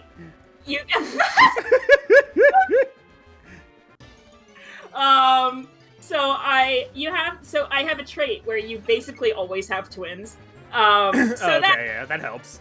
Baby daddies, so it's fine. It's not that hard, except for the fact that suddenly you have no money and you have to take care of 7 toddlers. Good God, that is the worst. So taking care of you just have to like put them all up for adoption or some shit, right? Like you can't just let them grow up. You have to age them. That's the point. Oh. That's the only way to get them out of the house, because you can only have 8 at a time, 8 Sims at a time. Like that sounds like it would take forever. So basically, when your kid becomes smart enough, you can age them up early. Oh yeah, the birthday cake thing. That's right. I forgot about that. And your Sim, the mom, doesn't age when she's pregnant. Oh. So all right, weird. So that's to prevent like women becoming ill while they're pregnant, kind of thing. Oh yeah, so you just hit menopause halfway through your pregnancy. Yeah. Something's not right about this equation. So, you basically you hit 7 kids and you're kind of stuck. You have to wait for your kids to grow up, and then you take them out of the house and start fucking again. What an absurd challenge. It's really hard. It's a really hard challenge. Because if your kid gets taken away by social workers, it doesn't count towards the 100. Oh, no. So you have to take care of your kids. Are you allowed to have a single husband in the house to help you with? No. Nope. Wow. Nope. So you have to be a single mother who has to get money and take care of 7 kids by herself. Yep. That is fucking hilarious. Yeah. It's difficult, man. Jesus. You can't kill the kid. Can you go on fucking food stamps? No, there is a mod actually. You can get child support. And oh, okay. No, in the rules they said you cannot use this mod. You cannot use the child support mod. You can't use the child support mod. Oh that is ridiculous. It's really difficult, but it's really rewarding too. It's like, fuck yeah, this teenager. Oh, that just sounds like something that every mom says. Oh, it's so difficult, but it's so rewarding. Right? No, times 100, because 100 fucking kids for some reason. I know, yeah. I was telling my fiance about it, and he was like, I know I've said this several times before, but let's never have kids. Let's never have 100 children. I don't even know if I can handle 1 child. Yeah, let alone times 100. You know what that is? That's several classes full of children. Even teachers can't handle 100 kids. No way. Well, yeah, it's because it's the whole 8 household limit. You're only really taking care of 7 at a time. So there's that. But 7 is still crazy, especially when you have the 1 trait on. Because let me tell you, twins. Oh my god, they scream at the same time, and then they alternate. And my poor Sim is asleep on the ground because I can't get her to sleep because there's screaming babies every 5 seconds. Now, see, Squirmy, this doesn't work the way you're saying because you have to have them grow up. So tons and tons of sperm don't count because they die upon impact. While your Sims are woohooing. It's a very particular ecosystem, the Sims 100 Baby Challenge. The best way to make money, though, is to be a painter. I was kind of thinking the same thing, actually. That would have been what I would try to do. Yeah, you work from home. You make your own hours, you know.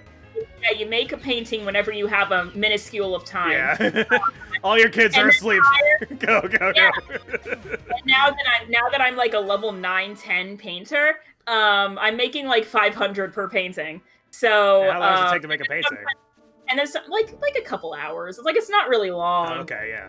Yeah, like a few hours. So then I get 500, and then if I'm lucky, I get a masterpiece, which is like 2,000, 3,000, and that's like all I need, really. Yeah, and when you make 100 paintings, you can say that it's one per baby.